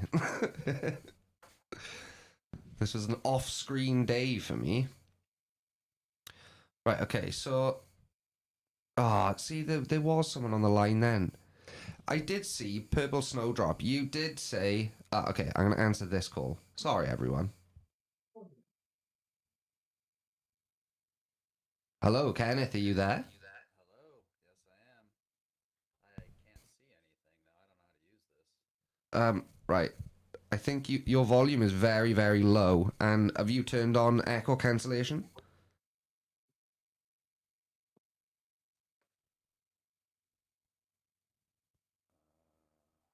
Yeah, we're not... I don't think it won't let me. I'm just using my iPad. It just says when using speakers. Okay, yeah, I can kind of hear you, but it's very quiet, and I'm echoing a lot. Oh man. Because there is an echo cancellation... Yeah, it says right there. And every time I try to switch it on, it just says when using speakers. So I don't know if Oh. I'm using an iPad if it won't let me. Right, try and call in one more time. This happens sometimes. We need a new bloody system. This is terrible. I'm going to disconnect you. Try and call in again. Oh my god, one day this show will just work. One day. Okay, so that started calling and then cut off. Okay. Hello. Hello. Okay, yeah, that's right now. It's working. There we go. There we go. That's working perfectly. Sometimes you just gotta shut it off and turn it back on again. Yeah, that's the old trick. That's why it's there. It works That's most right. of the time. I didn't try to blow in it like an old NES. So, Kenneth, where are you from? I'm from Massachusetts originally, but I'm actually currently living in New Jersey, which is odd enough. Oh, okay. Okay, so you're nearby. That's right. Yeah. I don't know the famous veterinarian, but I do live in his home state. Yeah. Huh. Yeah, I don't know if he is actually a famous veterinarian. he's the only vet from New Jersey we know, so he's the number one. He's the guy. He's the guy. Yeah, he's the animal guy. So did Chris end up getting off the live? I don't. No, it wouldn't let me. It wouldn't let me watch the video while trying to connect. Oh, okay. So no, he is. He's coming back in a second. Creaky's just gone for a pee break, so I got through in camera, and I was like, I guess I'll just handle this. All right. But yeah, so he will be back shortly, and as will Creaky. I'm very curious before we get into what is the purpose of your call today? What is the purpose of my call? Well, I guess a lot to dispel, some myths that I had fallen for a long time ago. And I really want to ask Chris, why don't you get into the meat and potatoes? Because telling people that you're just a fraternal order that's kind of quasi-biblical leaves all these doors open to conspiracy theories and all sorts of things. It's just get into the meat and potatoes and tell them a little bit about the fraternity and its biblical origins in stonemasonry and how, because that kind of dispelled a lot of those crazy conspiracies for myself once I heard all the different degrees and the story about Adoniram, which is Hiram Abiff. Okay, cool. So I just want to why don't you talk a little bit about the biblical part? That way it'll dispel the myth, so they can be oh wait, it's just a story about the widow's son, Hiram Abiff, and how he was murdered. And it's if you get into the biblical stories, it kind of dispels all those conspiracy theories, and then people can look into the fraternity itself and the Blue Lodge and the 3 degrees, and then the sister lodges and stuff like that. Yeah, cool. So, okay, very interesting. Right, well, we are ready. We're back. Creaky's back, and so is Chris. So we'll get into it. All right. Hi. Hi. I had to go for an old man Hello. pee. I do apologise. Who am I speaking to? This is Kenneth. It's actually a pleasure to speak with you, Creaky. Oh, nice to speak to you as well, pal. So you've got a question for Chris. I know you were chatting to Callum. Yeah, it's kind of it's a broad, it's a general question that's kind of cover a ton of stuff. I was going to ask Chris, why don't you just get into the meat and potatoes of the actual stories that guide the 3 degrees of the Blue Lodge, and maybe get into maybe the York and Wright sister lodges, just to kind of dispel some of the myth, right? If you just tell somebody that you're a fraternal order that's quasi-biblical, there's still this layer of secrecy to the point of they can just make up, well, you're in there having sex with goats or something. Like they can just make up, no offense, but that's actually one of the things. Then they can make up satanic conspiracies, kind of like they did at the turn of the 19th century, or the turn of the 18th century, 1800s into the 1900s. So it's just get into the meat and potatoes, and it'll dispel some of the stuff. Start talking about Hiram Abiff and Adoniram and the 3rd degrees, and people will be less scared of Freemasonry. Chris? Yeah, so there are things that I can and I can't talk about just because some of them are a little bit private, but we're correct in the sense that a lot of the mythology, or a lot of the basis of Freemasonry, is based on the building of King Solomon's temple. That's and correct. a lot of it, and the death of Hiram Abiff at the hands of ne'er-do-wells that wanted to basically get into the inner chamber, which was meant only for King Solomon and the high priests. Right. Yeah, they were jealous. So the 3 apprentices were jealous. So they wanted to kill. Yeah, they wanted to kill him.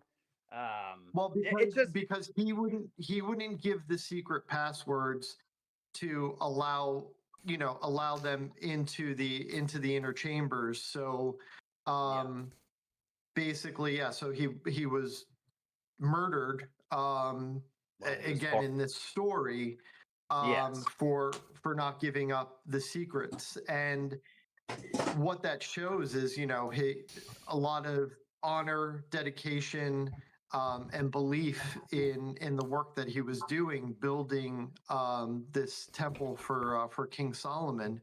So a lot of our ritual is kind of based around that. Again, I can't really go into detail. Yeah. But the mythology is goes back to like biblical times, and yes, there are 3 degrees. Blue Lodge is the main lodge, and you have 3 degrees there. Master Mason being the highest, and a Master Mason is really the highest achievement that you can, receive in, or the highest degree that you can receive in Freemasonry. And the other York Rite, Scottish Rite, why I'm blanking on the guys that wear the fez. This is terrible. I'm embarrassed. I can't remember. But the guys that wear the fez, that's another. And that drive around in the clown cars and do the parades. Yeah. The Shriners. Shriners. Jeez, couldn't think of that. Sorry, that was killing me all morning. And I have friends that are Shriners too. That's embarrassing. So those are all appellate or sister organizations, and it's just like there's a lot of guys that it's kind of to further. It's kind of to further not only the esoteric understandings of Freemasonry, but the moral compass you were talking about earlier. Each story and degree of the York Rite and the Scottish kind of teach you a lesson. They teach you kind of something, so you move on to the next degree, and it's really just about refining refining men. We're building character, we're building morality. People don't understand that Freemasonry is about honing that moral compass using these stories, using these because like you said, the third degree, it teaches you. I won't go into the whole thing, but when you hear the whole story about the jealousy, and then they kill him while he's pouring out the molten sea, and the final piece of the temple. And I just think if people knew the actual stories, which is terrible because that's like the true secret and heart of Freemasonry, are the stories of Adoniram and the story of Hiram Abiff, the widow's son. And a lot of people don't understand that, like, there's nothing satanic about it. It's pretty much a quasi-biblical fraternity.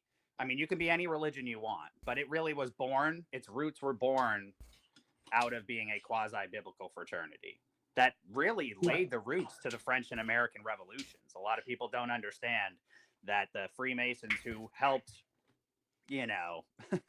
further along the French and American revolutions wanted all people to be free.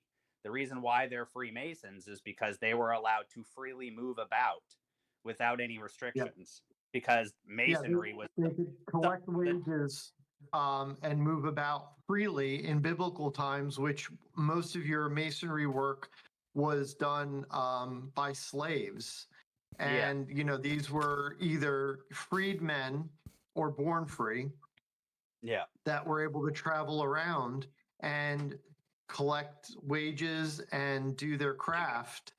And, a lot of it is based on building yourself up, just like you would build a temple. Your first degree is your foundation.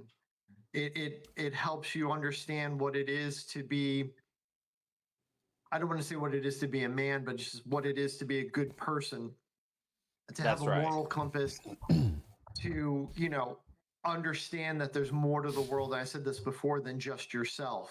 There are people in need, and you're, building yourself up to make yourself a very strong person, not just for you, but so you can, do good in the world. That's right. Do I dare say to gather the light? To gather the light, right? So the story. Yeah. Are you familiar with any of the alternative stories from Rudolf Steiner? Have you read any of Steiner's work? Yeah, I've read a little bit of it, but I'm going to tell you, can I quote it? No, but I do know what you're talking about. The alternative. Yeah, so like the story of Cain and how they have the mark of the forehead, and they had to gather the light, like that. But yeah, it's all the stories, like you said, revolve around building character and being a good human being and making sure you do good for others, which is why after those people graduate from, not graduate, but after they finish their degrees, a lot of them do go on to become Shriners and stuff like that and work in hospitals and drive around in the funny cars with the little fuzzy hats. Yeah. Well, you have to be a Master Mason to join. Yeah, to join an appellate body. Yeah, so that's right. Yeah, a lot of people don't understand that the highest degree really is the third degree with the blue ring, with the Master Mason ring. Like that's as high as you get. People don't understand that the other degrees are really like allegorical and metaphorical stories to like teach people to be better people. And it gives like a better esoteric understanding of Freemasonry and its origins and biblical mythology, I guess you could say. I don't know if you could label it history. Don't worry, Creaky, I won't step on your toes there. Can I just quickly jump into the conversation a second, because I'm doing my best to shut up and just let you guys chat, but I'm struggling. The side chat is convinced that this is David Weiss. I don't think it is, because David Weiss would not be intelligent enough to conduct this conversation. Man, I am offended that you think I'm David Weiss. For God's sake. No, I am definitely 100% a science educator and a science promoter. I'm definitely not David Weiss. I didn't think you were for a second, but you do have a certain... That does sound exactly like something David Weiss would say. Yeah, you do have a certain Weissness about your voice. Oh my Well, God. Sorry. He is way too smart, way too articulate, Yeah. and way too knowledgeable. That's how I and knew it wasn't Dave. Yeah, I haven't heard one single conspiracy or anything crazy. Yeah. And I've been No. able to follow the questions and understand the conversation, Yes. so I know it's No. not Dave. We went to the Yeah. moon. The Earth is a sphere. Eratosthenes proved that like 3,000 years ago. Like, we're good. Yeah. I'm not a flat We're earther. solid. Yeah. We're solid. Nerdy Tiffany says if he starts shilling an app, we need to be worried. Oh my God. Yeah. Anyway, Yeah. sorry, no, guys. No, I just, I really just wanted to call in because for me, it's very easy for people nowadays with their YouTube university education to like come out and just think they know everything about. But the more you actually learn about it, the less fear people have. Yeah.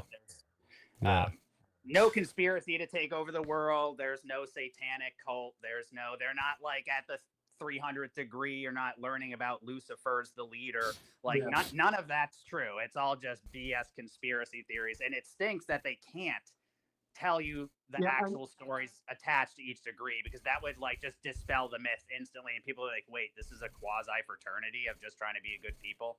I mean, yeah.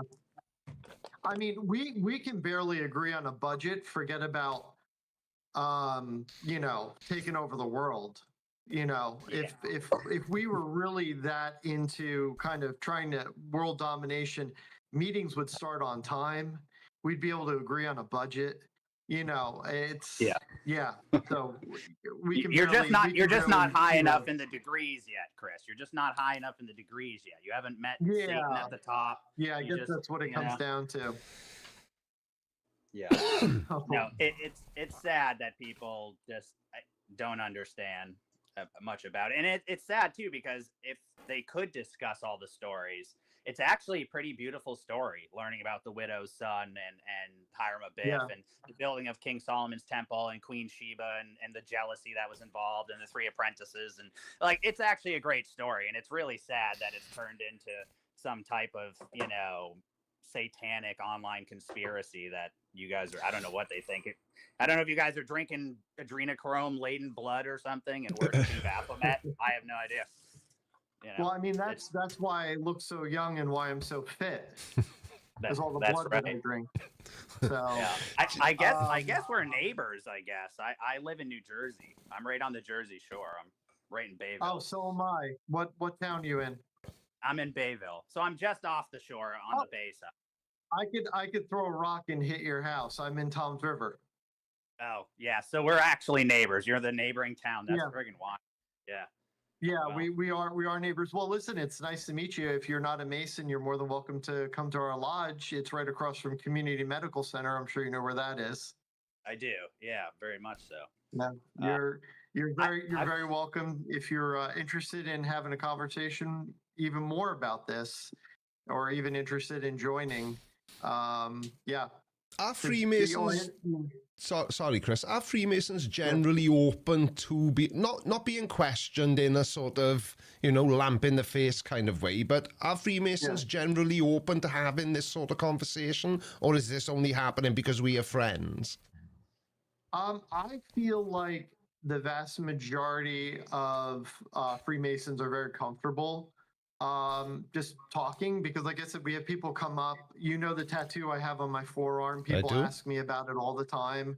Most of the time it's like, oh, aren't you guys Satanists and aren't you ruling the world? And I tell them if that were the case, I wouldn't be here sticking my finger up your dog's butt. Yeah. Checking single glands. I'd be on a private island somewhere, but here we are. It does seem, though, that a lot of the preconceived ideas about what Freemasonry is are rooted in lack of knowledge or ignorance, as I said earlier. And then people fill in the blanks themselves, don't they? If I can jump in there, a lot of it has its roots in the church. So a lot of highly religious people. I'm not sure if you're familiar with the Leo Taxel and the Taxel hoax, where they claim. Yeah, so the Leo Taxel hoax is basically a hoax that I think occurred in the 1800s, 1890s. I'm not 100% sure on the time period. Yeah, it was the mid-1800s, yeah. Yeah, so the Taxel hoax was basically started by Leo Taxel, where he claimed that French Freemasonry or French Freemasons were actually in league with the devil, and they had symbols of like Eliphas Levi's Baphomet on posters and stuff, and they were claiming Freemasons were Satanists, and it was really just highly religious people in the church who was mainly attacking Freemasonry at the time, which is crazy because they have their own Bibles, and you have to pretty much swear to a deity, a higher deity. And I know you're a Buddhist now, but back then they were primarily all Christians. You know, they were. Like York Rite is found. You have to be Christian to be a member of York Rite and part of like the Knights Templar. You have to be Christian, and I don't think I'm breaking any rules by saying that. But as far as like Scottish Rite and being a Shriner, you know, you don't. You could be Muslim, Hindu, Buddhist, whatever. You know. Yeah, it's just weird that the church is starting a hoax, but that's really where a large part of it starts, is that whole time.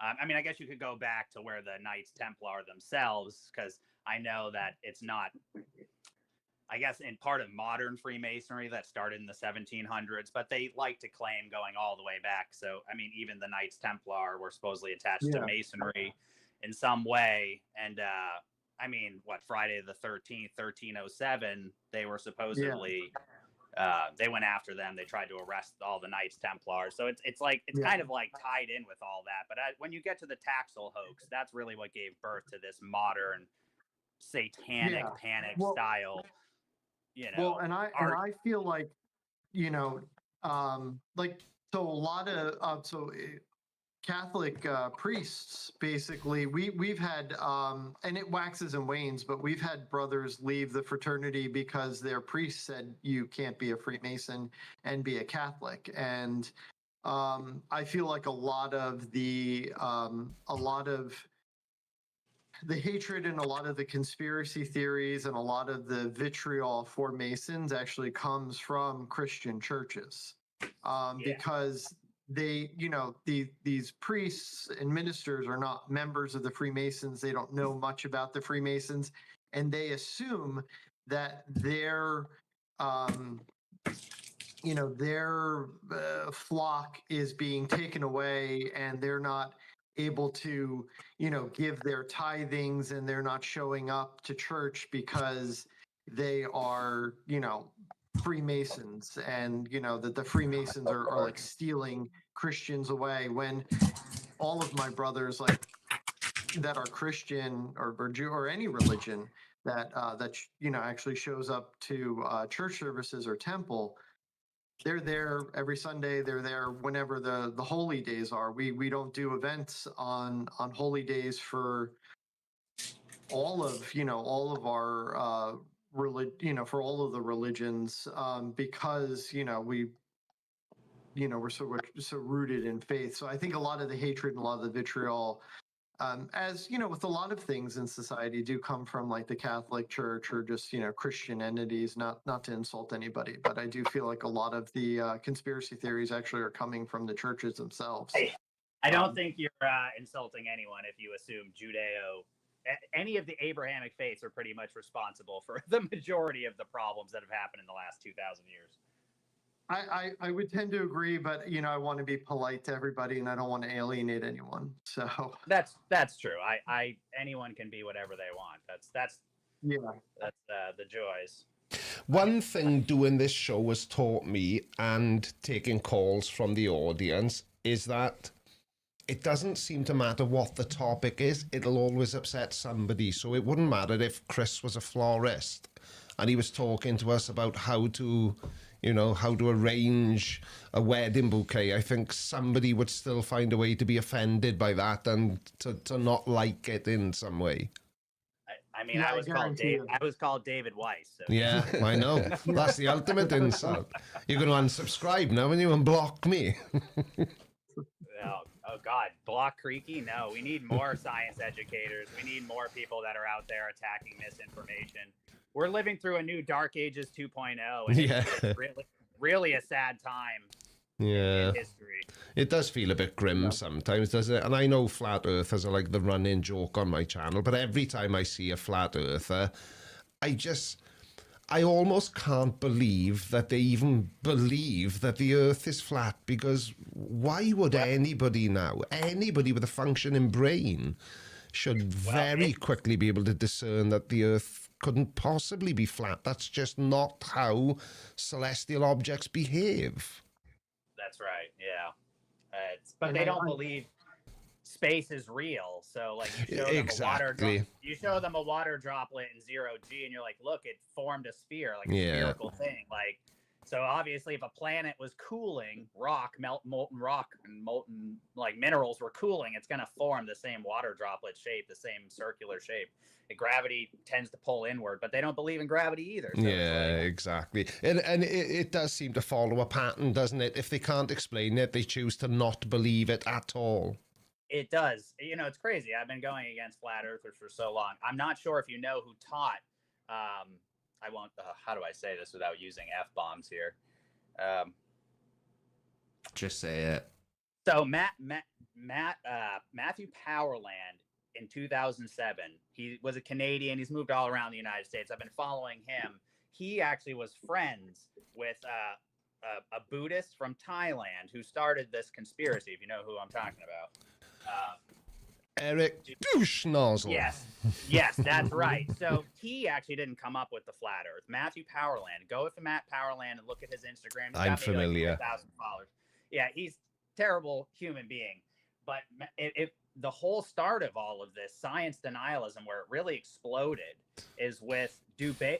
Yeah, I don't know if I can say his name. So Eric, basically, he came out with this. Science was hijacked around 500 years ago from the church. It was supposedly subverted, and now science has been hijacked to like get people to lead them away from God. So this conspiracy that science was hijacked has ultimately, there's like no way around it, right? So it's like if you label someone a conspiracy theorist, like automatically people are just not gonna, they're just not gonna believe you, right? Yeah. So it's like when you create a conspiracy that science was hijacked and it's all bought and paid for, and it's like this whole long conspiracy theory, then every time you bring science to refute something or facts, they automatically just say, oh, well, Yeah. it's fake. It was bought and paid for. Oh, it was this. So it's like, unfortunately, Eric Dubé is almost single-handedly responsible for creating this modern 2010s and 2020s Yeah.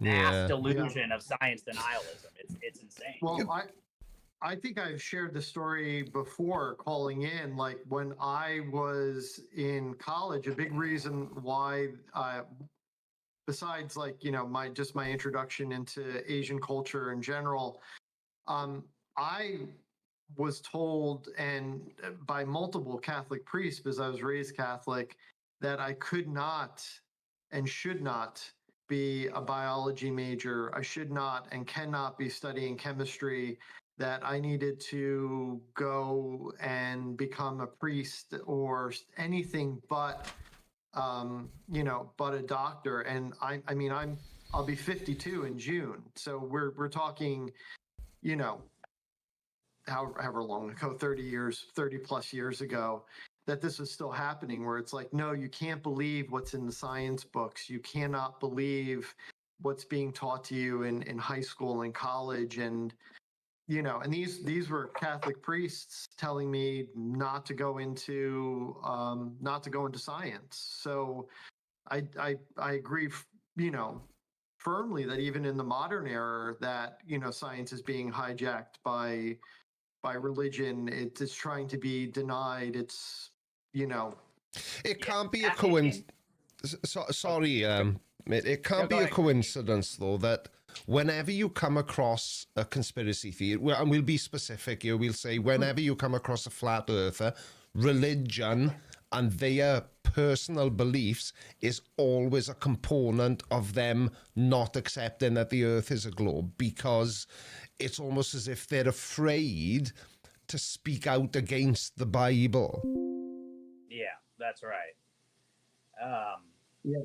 There's a lot of inherent fear that has been driven into society and culture by religious leaders, and it's basically,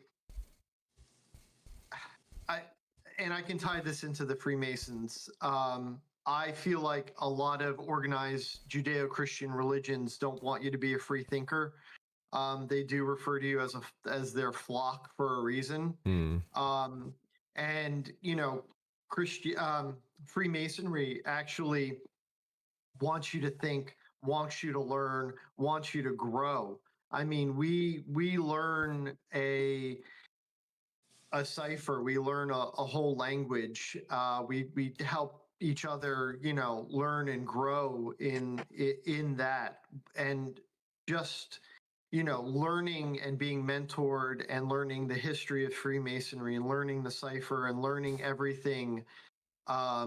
You know, it really expands your mind and forces you to grow as an intellectual being also. So not only are we doing all of this charitable work, but we're learning, granted, a lot of biblical mythology, but you know, it opens your mind to kind of like these esoteric sort of thoughts, these different ways of looking at the world, human interaction, society in general.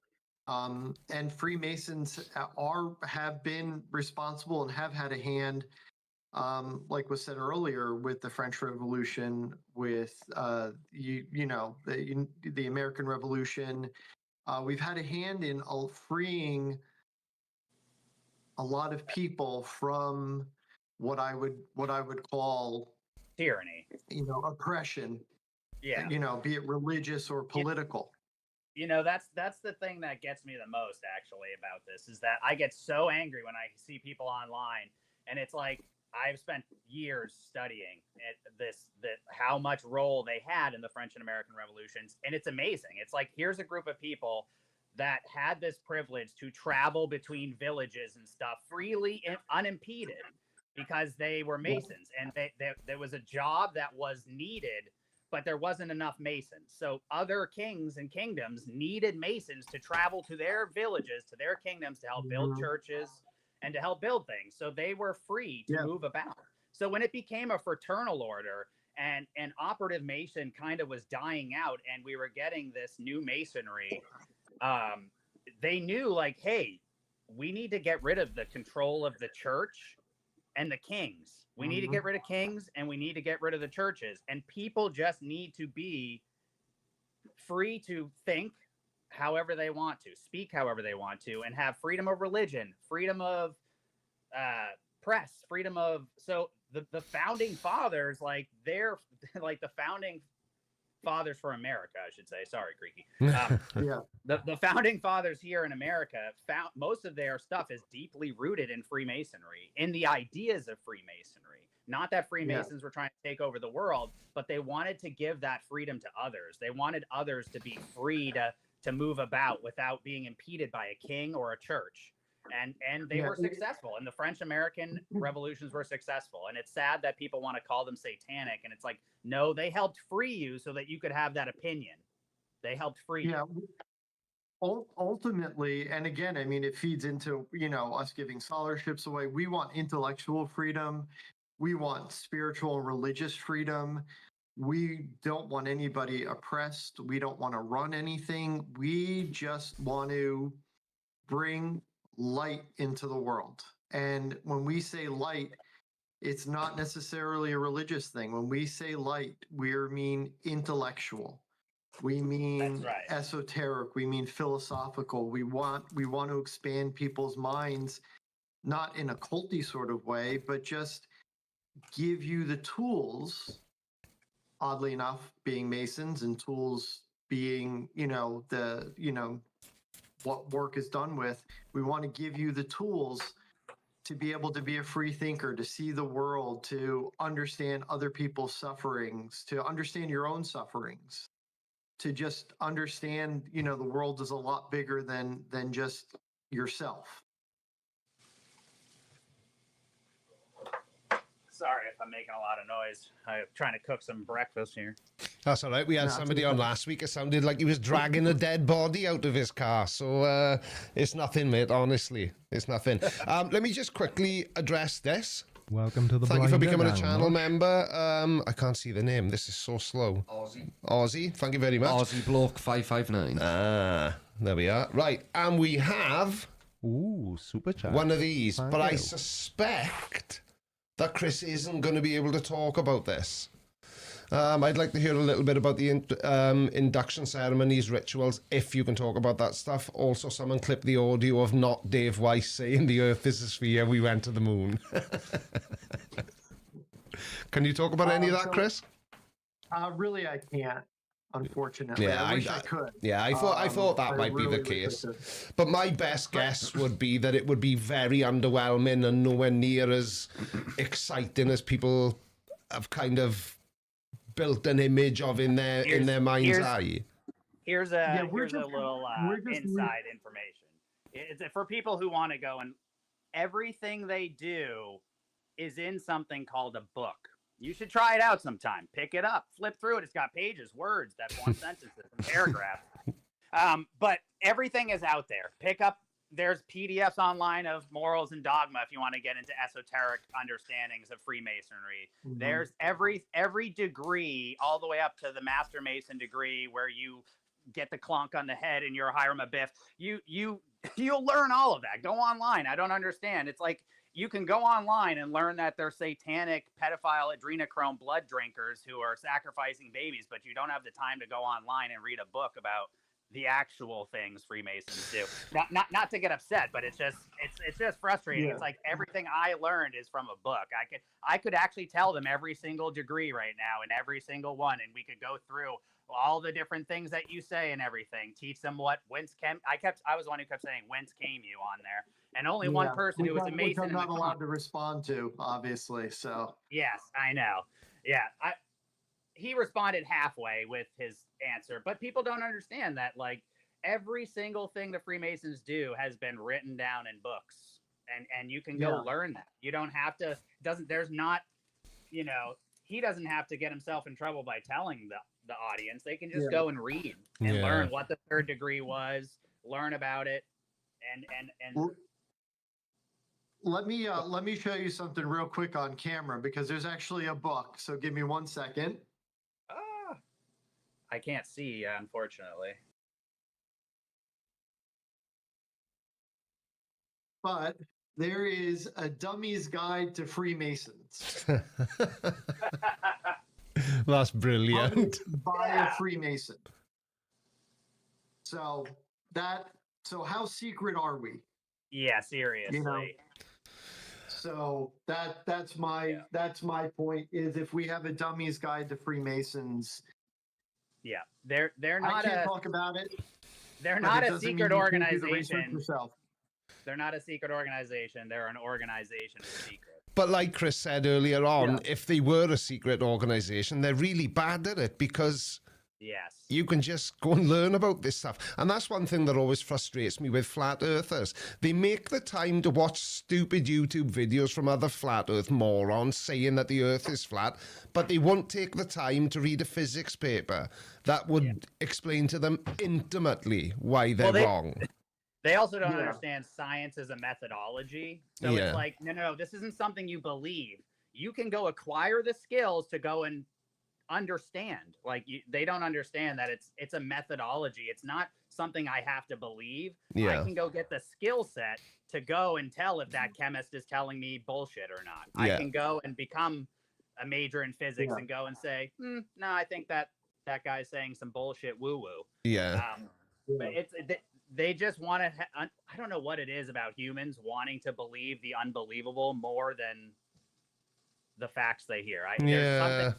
Maybe it's because sometimes facts are just too boring.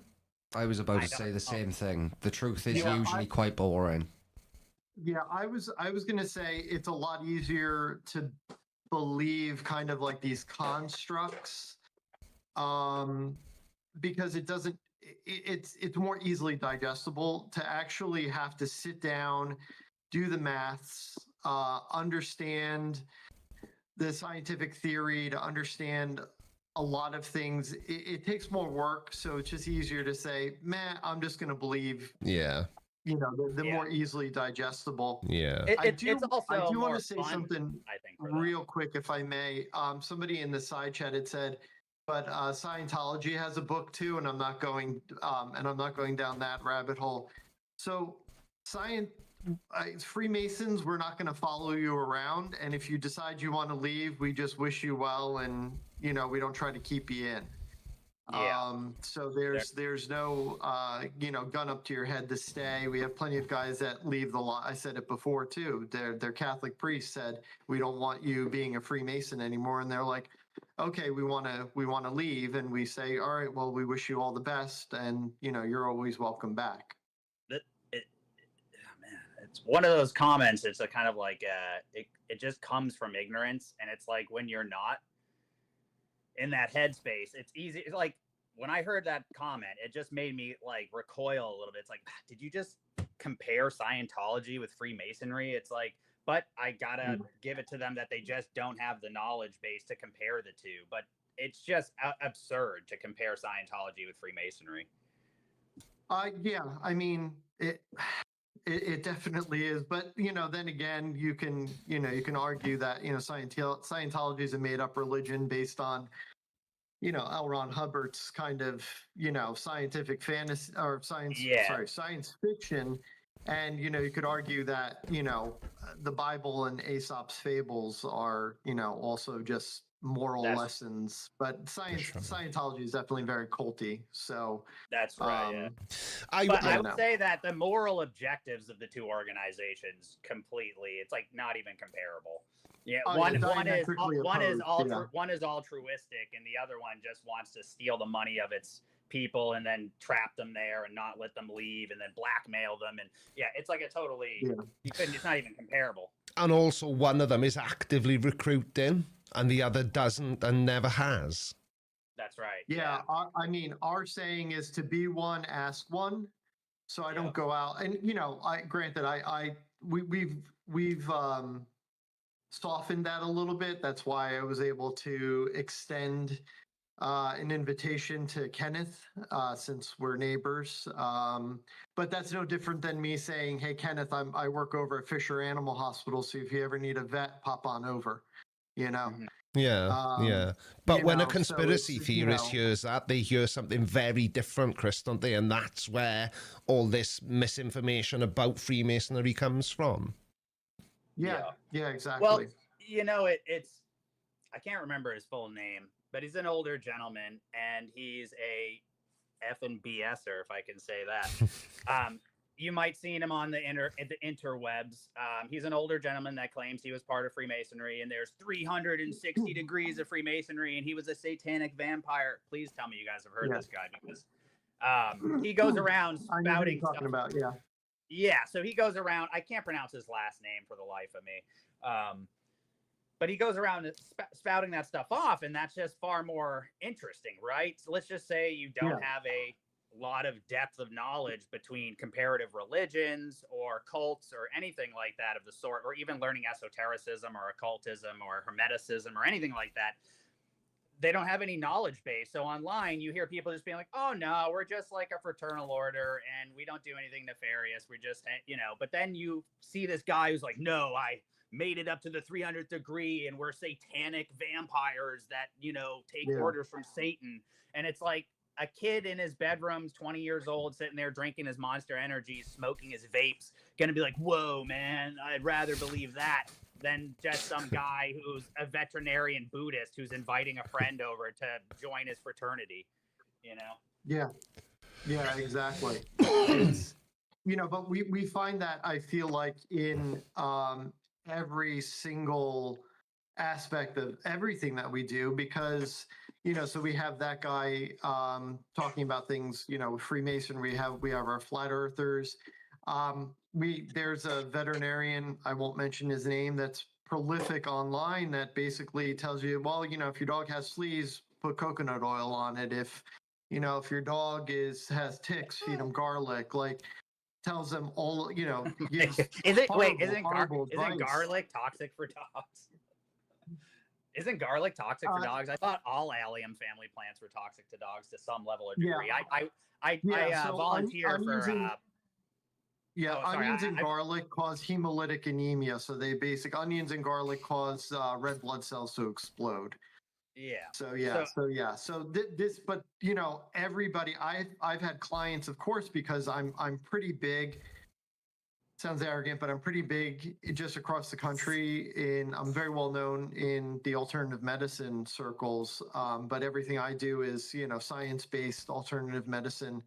I have clients that argue with me and get very upset with me. And they're like, well, this vet online said I can do X, Y, and Z. And it's like, well, you have somebody right in front of you with all these letters after their name who's done all this work in alternative medicine and travels all over the country lecturing, and you won't believe the person that's right in front of you, but you'll believe some stranger online. But that's a similar way of thinking to flat earthers, isn't it? They'll only believe other flat earthers. They won't believe, Brian Cox or Stephen Hawking or, Neil deGrasse Tyson, but they will believe Steve, who says the earth is flat in a YouTube video. Well, come on, Creaky. Why would they believe Paid shills? Didn't you know science was hijacked 500 years ago? Well, obviously. These are just paid actors. We're all in on it. And that's another thing, isn't it? For any of what they say to be true, it requires the rest of the world to be complicit. Anybody who isn't a flat earther is in on it in some way. And obviously Freemasons and the Illuminati, they're controlling us all. Yeah. This is kind of a side thing, but I was going to say it a minute ago. Your work in veterinarian work, I might have actually helped some of your clients recently. I do mycology work, field mycology work, and I volunteer a lot of my time for the Poisons Health group on Facebook. I'm like one of their admins. So we help dogs. I know. Dogs, okay. Yeah, dogs and cats that are poisoned all the time in the local area. We help out and stuff like that. Identify with any plants sort and of like mushroom type toxicity or anything. I'm familiar with the Facebook group, and you probably have helped some of my patients out before. If you look in there and look at the admin, I'm in there as Kenneth Barbagallo. You'll see me in there. Yeah. Okay. See, and our circle becomes tighter as we get to as we dive into it. So I'm sure we have worked together. Just not in person, at least. Right. Yeah. All right. Well, hey, Creaky, I want to thank you guys. I'm going to get going here and eat some breakfast here. Plus, I got 14% left on my tablet. Well, it was awesome to speak to you, David Weiss. It was. Creaky, keep up the good work and keep giving him hell. I know you do it in your own UK way, and we love it over here across the pond. Thank you, mate. So. All right. You're a gentleman. It was great meeting with you. I hope maybe one day we'll bump into each other. You know where I'm at, so if you ever need a veterinarian.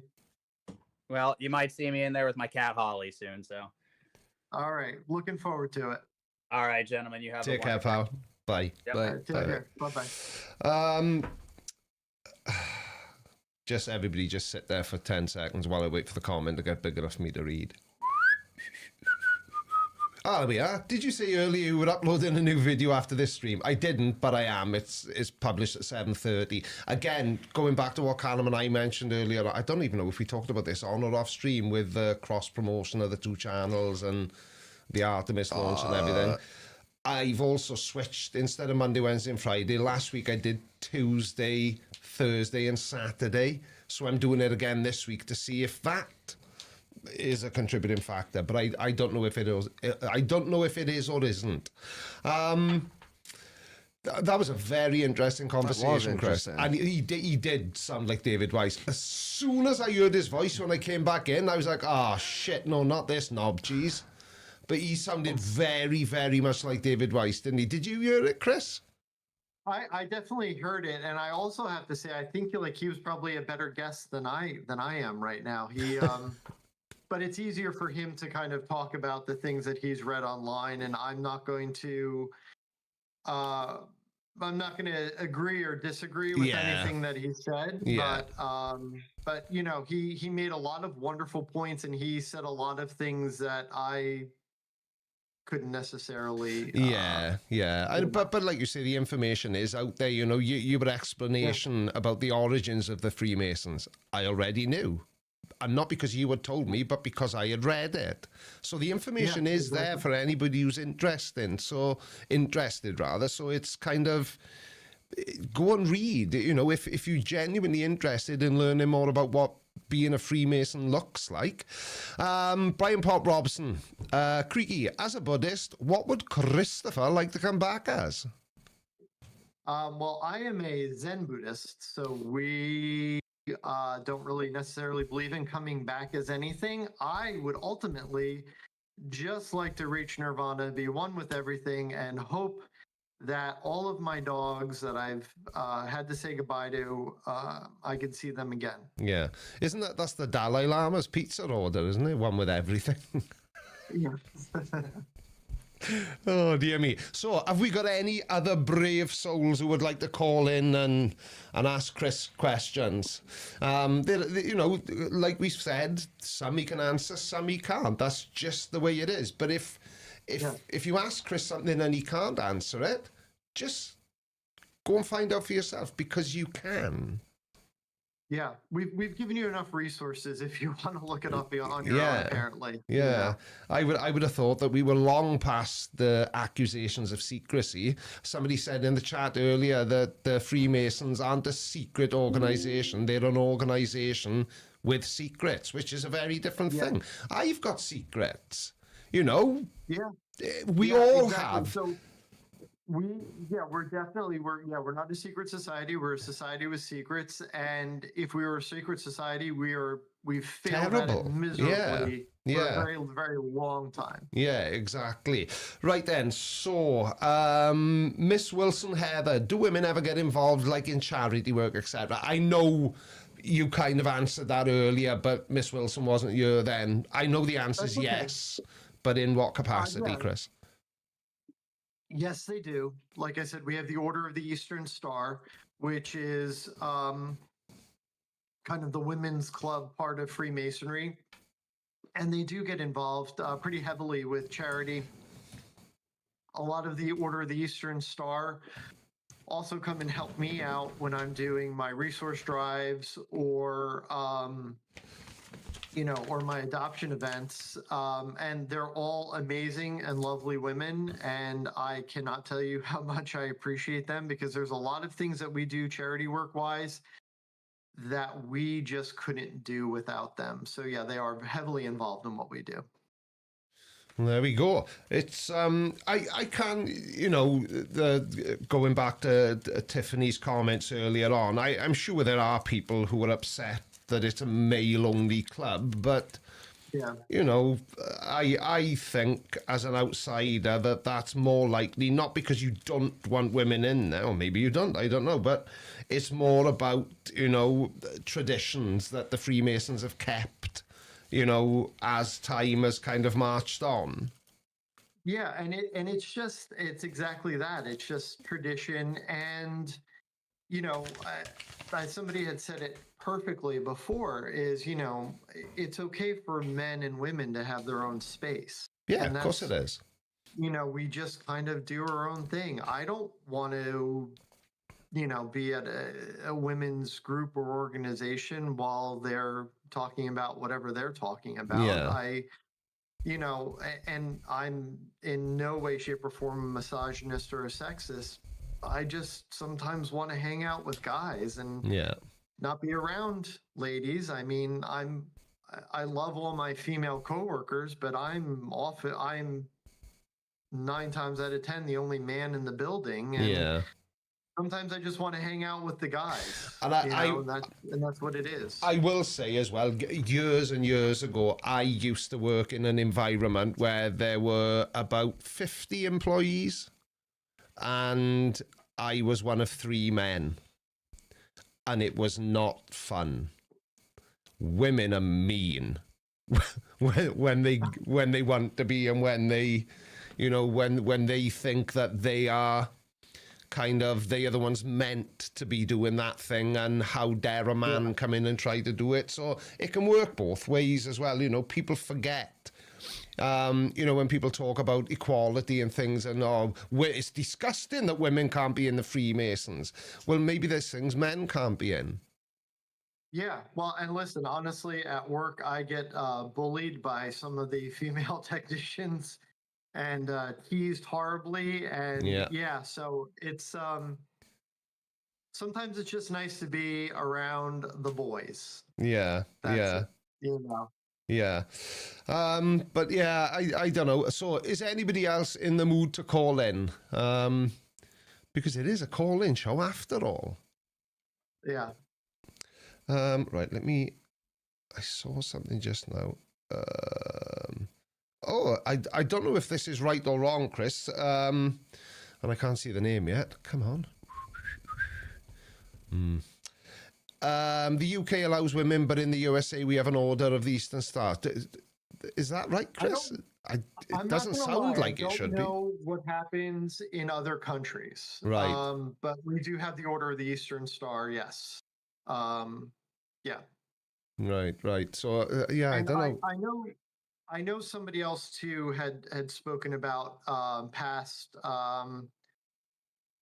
felonies. I don't know if they're still in the side chat and they had gone to jail. There are lodges, I mean, that will make exceptions. I know that there are lodges in my district that have, for minor crimes, have, you know, allowed people in even if you have a criminal record. But I think if you are, let's say, a serial murderer or a rapist or a child molester, I think we're not going to kind of Yeah. Yeah. But you know, it's going to be hard finding a job in general. Yeah. Forget about joining a fraternal charitable organization that works a lot with women and children and families. I think I think it's kind of reasonable if you did really horrible crimes. Yeah. To not let you in. You can be mad at us. You can be mad at the job that won't hire you and feel you're being punished twice. But, Yeah. Is there any, in certain professions, is there, if the fact that you're a Freemason is on your CV, is there any benefit there? So we do not recommend putting that we're Masons down on our CV. Because it's a secret. Just because, well, just because we don't want to use the fact that we're Freemasons to get us anywhere. Yeah. It's different if somebody happens to find out that you're a Freemason, but we never want to use that as leverage. Now, if I have a client in front of me that asks me if I'm a traveler, which is our kind of way of, asking each other, I'll give my response, and if, maybe I won't charge them an exam fee. If they're, or maybe I'll give them a little bit of a discount, or at least that's what I used to do when I was in specialty. I don't do that anymore now that I'm back in general practice. Yeah. But, Chris, can I just sometimes, will I give them my phone number and say, hey, listen, you're a brother Mason, feel free to call me if you have a question. Yeah. That's really the most, if we want to circle back to side deals. Yeah. If I have a brother Mason that's an arborist, and I have a tree that needs to get cut down, maybe he'll give me like 25% off. Yeah. He won't do it for free. No. But he also might say, well, I'm busy for the next month, but let me come over on my day off and we'll take care of that tree for you. So that's no different then to when I still had the sign shop, and if somebody I knew wanted their van sign written, I'd give them a couple of quid off. You give them a bit of a discount to sweeten the deal. Let me just quickly jump into the side chat. There's a couple of people. Bearded Logic says, sadly, I don't have international calling. You don't need it, pal. It's, you can either use the Discord server, if you remember that, or you can just dial in from the browser on your phone. It's completely free. It doesn't cost you anything. I pay this end. And there was... Who else was there? And somebody else asked, was it only one call per show? No, there's as many calls as you guys want to make. It's just, sometimes it can be a 5-minute call. Sometimes it can be 45 minutes. It just depends how the conversation flows. So don't be afraid to call in if you want to have a chat. And Aussie Bloke 559 is asking how they can chat. Well, that's how you can chat, pal. Just jump into Discord or click the link in the... Well, Discord's a bit tricky because Chris is on the screen, so I got no control over Discord without Yeah. messing up Chris's screen. Yeah. So it's really this show. Yeah. It's the broadcast call or nothing. That's true. That's true. But yeah, if you want to get involved, then yeah, come and get involved. The link's That's in why the it's chat. called the CGI call-in show. Right. I just saw something in the side chat that I thought was interesting, because I think you have a brother Mason in the side chat, Chris, but I can't remember. It was that person, yeah. The person you just pulled up. What? Oh, did I pull somebody up? Yeah. Oh, I've lost it again. Oh, there we are. This whose name just looks like Dave Chappelle to me, but I can't see it yet. I'm sure it's not Dave Chappelle. D. Charles Pyle. Nerdy Tiffany again. In the US, at least, we actually do have Masonic organizations where no men are admitted as members. That's the same thing you were referring to, Chris? Yeah. Yeah, so I don't know if he is a Mason. Or have we got anyone else calling in, Cal? Or? Not right now, no. Oh, come on, people. I need a wee again. And I need to be able to remove myself. And it's always easier to do that when a call is happening. Right, so... So apparently Neil Edwards is saying the code is not working on his end. Yeah, He's I'm made about... 4 attempts. I'm about to try it myself now because sometimes the code goes dead. Yeah, so. I don't know. We're going to have to look at a different way of doing it. Shit. It just we doesn't say this work every week and it's just no good, is it? Yeah, it's shit. It doesn't work. And, you know, for what I'm paying for that a month, I can't imagine that other website's going to be any more expensive. No, I don't think so. I can't. Because this way it doesn't work. Yeah. It doesn't work consistently enough to be worth... Yeah. Yeah, exactly. A whole £8 a month. It's not good enough. I'm going to have to go and have a pee, Carl. I can't. Okay. Ooh. Oh, well, I don't know what... I've just done it through my phone. And it's worked? And it worked. It may be their internet I feel like it only works for some people. Yeah. We have this issue every single week. Yeah. There'll be people in the side chat saying... they can't get through, the code's not working, and then someone will ring in with no issues. And apparently Nerdy Tiffany has a solution to our Discord issue. Yeah, I believe she said she DM'd me on Discord, but I don't have it on my phone, annoyingly. It's only on my PC, which is in a completely different room. Well, I'm going to take a break myself. Okay. I have to figure out what my dogs are doing. Yeah, all right. Too quiet. Okay, yeah, cool. Yeah, all right. Right, See you in a bit. All right, I'll be right back. Oh, well. What do you guys do? Oh, so what's everyone up to today then? I said, what's going on in the chat now? This is scrolled away from me. What's Tiffany saying? I sent links to solutions. Okay, yeah, we definitely need one. We need to sort it because the call-in method is just not working. Discord does work very well, and that does seem to be the go-to every week, but if our guest is on Discord, it makes it very difficult then to... because I mean, I can adjust Discord now because Chris is gone, but I'm going to mess up the screen, so... Second time. I know, they just keep I'm not expecting it either.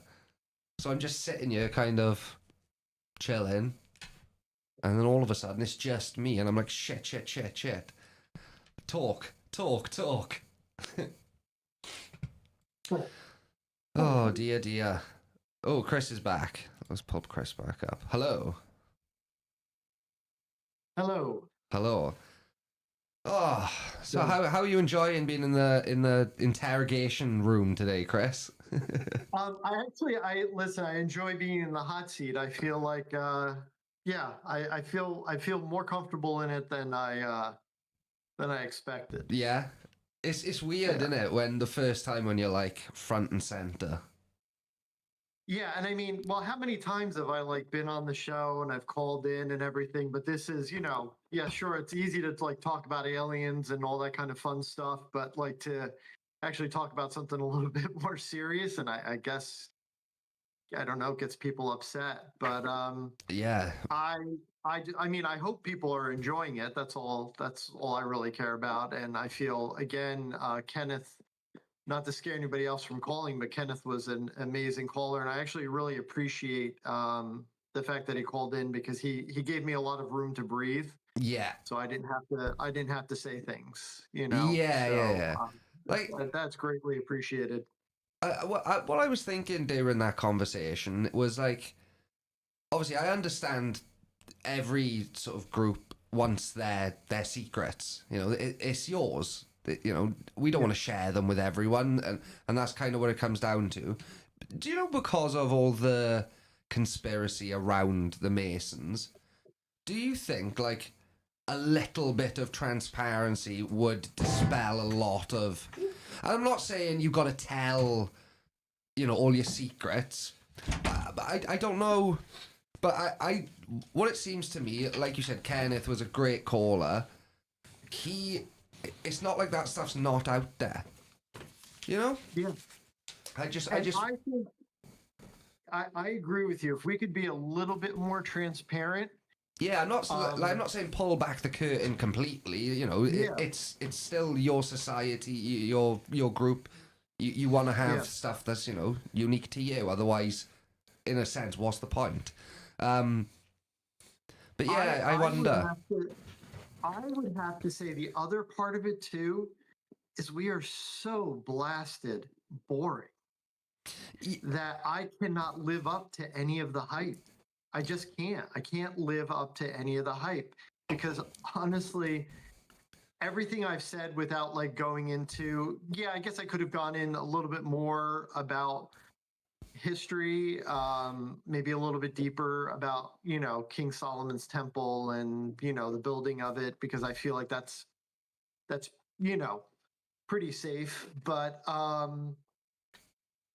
it's just, we're just so boring. And honestly, yeah, we have our own mythology and we have our own things that kind of like make us unique. But are we any different than, let's say the Knights of Columbus or, the Elks Club?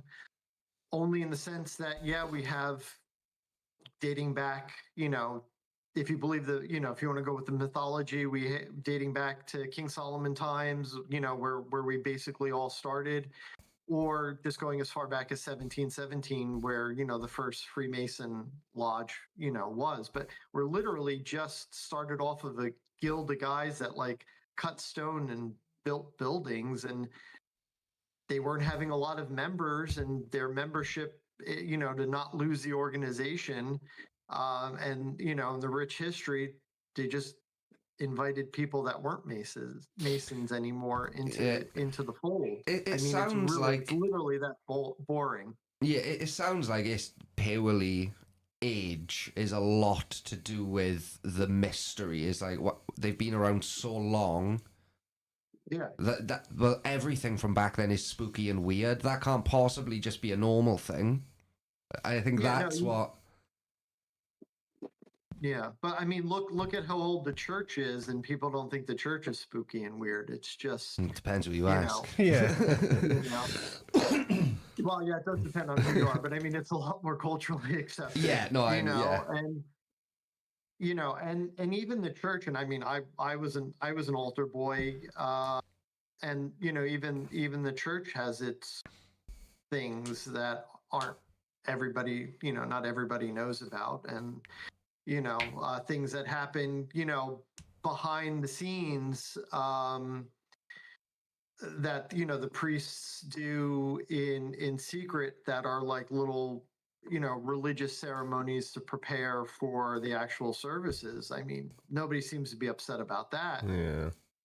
But just because we have our boys club, that is, we have some history, and we've been around for a long time, and we don't talk about everything we do, but I don't think the Odd Fellows talk about everything they do. I don't think Knights of Columbus, I don't know what they do at their meetings, and I'm not like, all right, it's a cabal, you know, and Knights of Columbus is clearly a Roman Catholic organization, you know, so, but So- nobody seems to be upset about them. Before I had to take my second old man pee break of the stream, the question I couldn't find, I've knocked it off the screen again now, but it was to do with the age of members. Are Freemasons generally more mature individuals, you know, older men?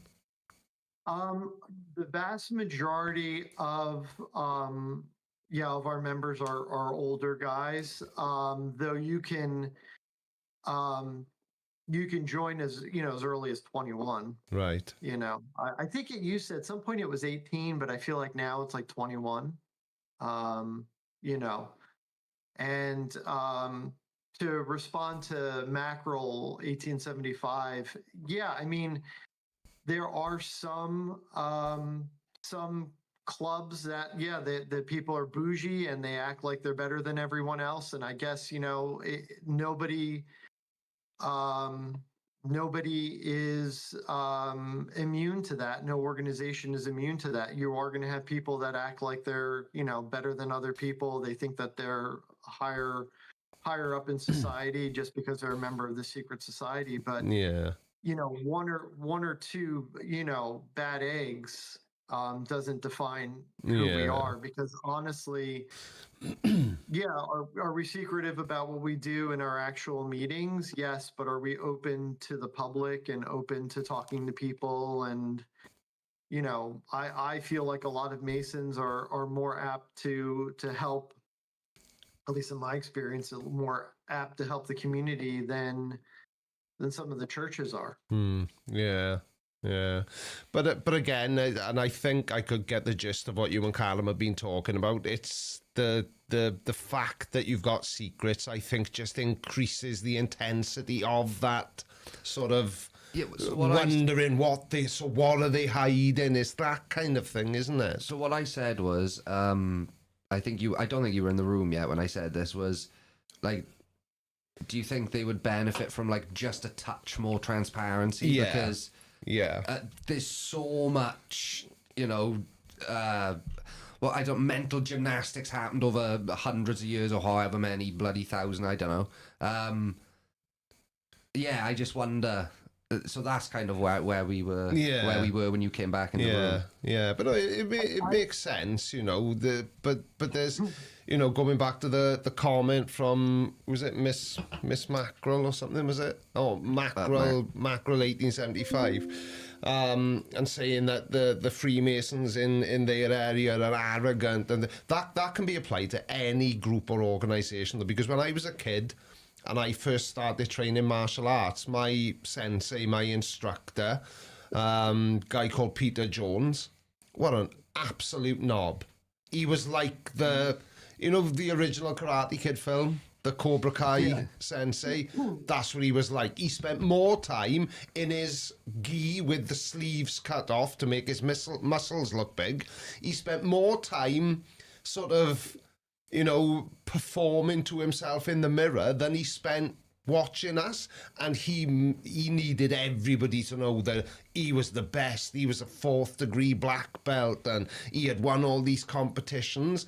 And then I moved to a different club with a female instructor, and she was a completely different, and she was a higher grade than him, but she didn't have that ego to go along with her abilities. So that arrogance and that look how important I am can be applied to lots of different things, not just things like Freemasonry. Yeah, I mean, absolutely. And obviously I've been a lifelong martial artist, and I've dealt and I've talked about martial arts cults before too. And we have Tiger Shulman, which is just like Cobra Kai. We have Kumsung, in this area, and and then we have other, great, like, small Brazilian Jiu-Jitsu, mixed martial arts schools, Taekwondo schools, and and so you could sit there and say, well, because of Tiger Shulman, and Sung being as arrogant as they are, and the students kind of being complete knobs and horrible at tournaments Yeah. and everything like that. Yeah. That then all martial artists are just complete and utter dicks and Yeah. just horrible people. Yeah, yeah. But again, that's tarring everybody with the same brush then, isn't it? Like people do to Freemasonry. Yeah. Yeah, exactly. There's some strange people about, Chris. Some very There are. strange people. There absolutely are. Yeah.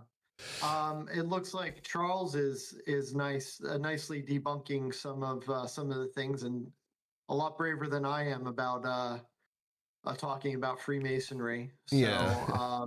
you know, so if I would love it if Charles is able to call in, because that would be. It sounds like Yeah. Charles is a Mason. He doesn't have to if he's too embarrassed, but Yeah. I'm probably just too much of a chicken. And I don't want to get my gold toilet taken away. Yeah, exactly. Or your diamond encrusted lavatory roll holders. Exactly. They're very Or important. that stretch limo that picks me up Yeah. every morning to go to work and Yeah, takes me exactly. home. I don't want to lose any of that. Exactly.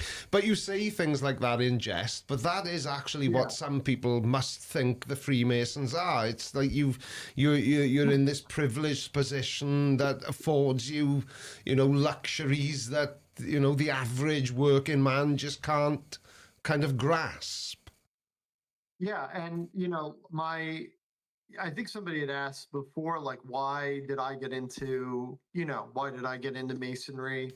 Which I think I am very comfortable answering that question. Is I'm a history nerd.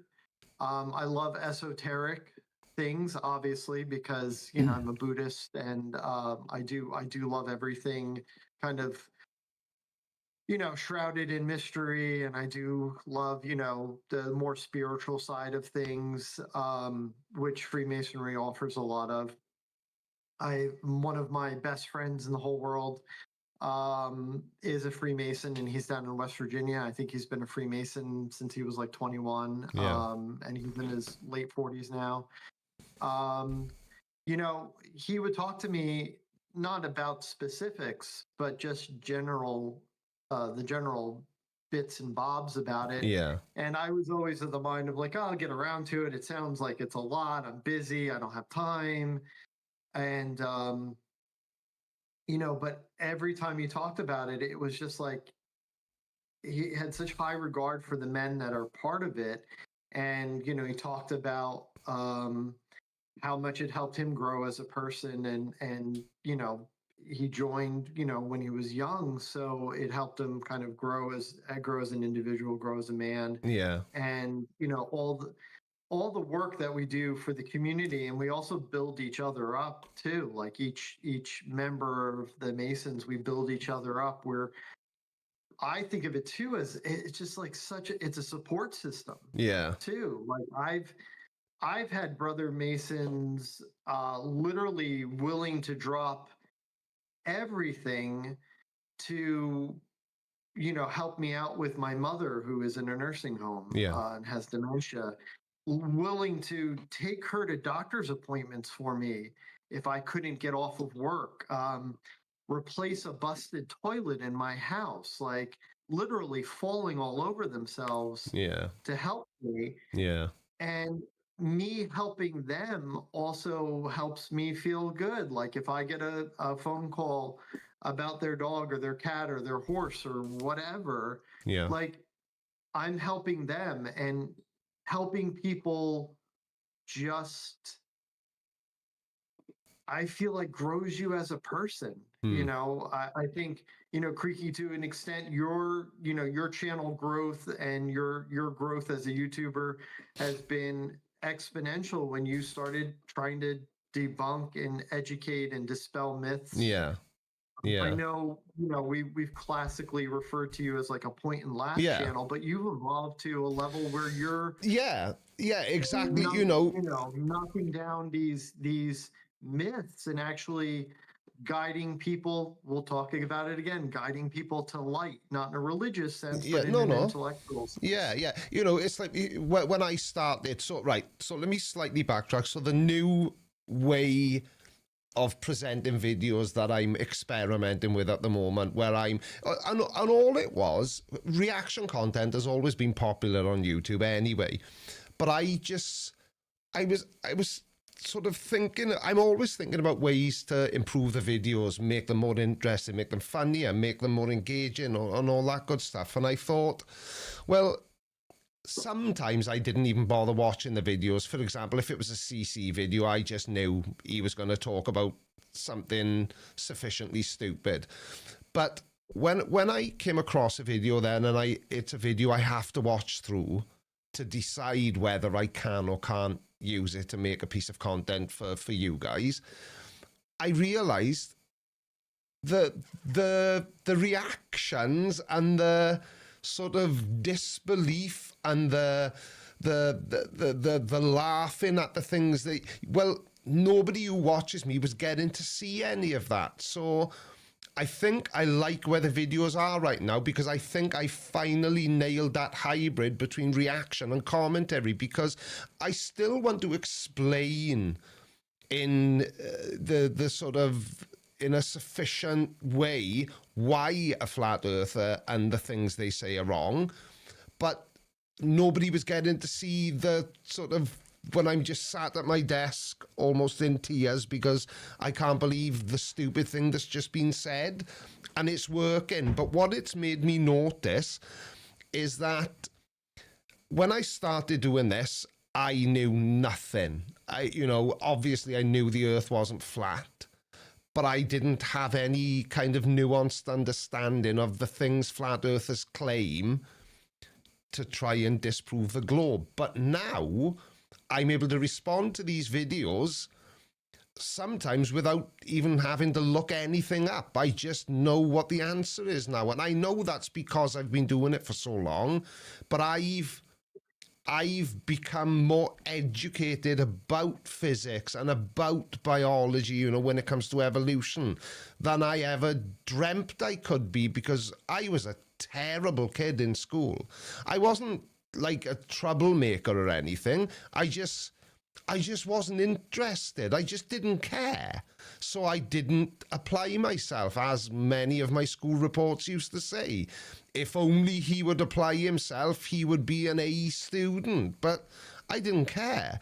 I was having more fun making my classmates laugh and acting like an idiot and, doing things you probably shouldn't be doing in school. But now, what I've learned over the last 7 years, sometimes I think, I can't believe I even know that, because I didn't feel that I had that kind of mind where I could absorb this information and understand, because I won't explain something to you in a video unless I understand it. And what I try to do, because my thinking has always been that if I need to be able to digest science in a particular way, then there's thousands of other people who need to digest it in that same way. And fortunately for me, I kind of found a groove on YouTube where I kind of slotted in, and it's just sort of taught me things without me feeling like I was being taught.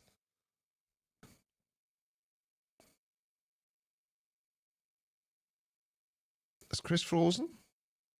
No, I'm here. I was listening. It's just with the delay. I know, but yeah, no. Yeah, but you know what I mean. It's kind of, it's that confidence in knowledge that allows me to feel okay about calling people wrong, because I know they're wrong, but I also know why they're wrong. But right at the beginning, I only knew that they were wrong, if that makes sense. Yeah, so you're using kind of the knowledge that you're gaining through doing this channel, and kind of giving that to other people, and in different ways. And exactly.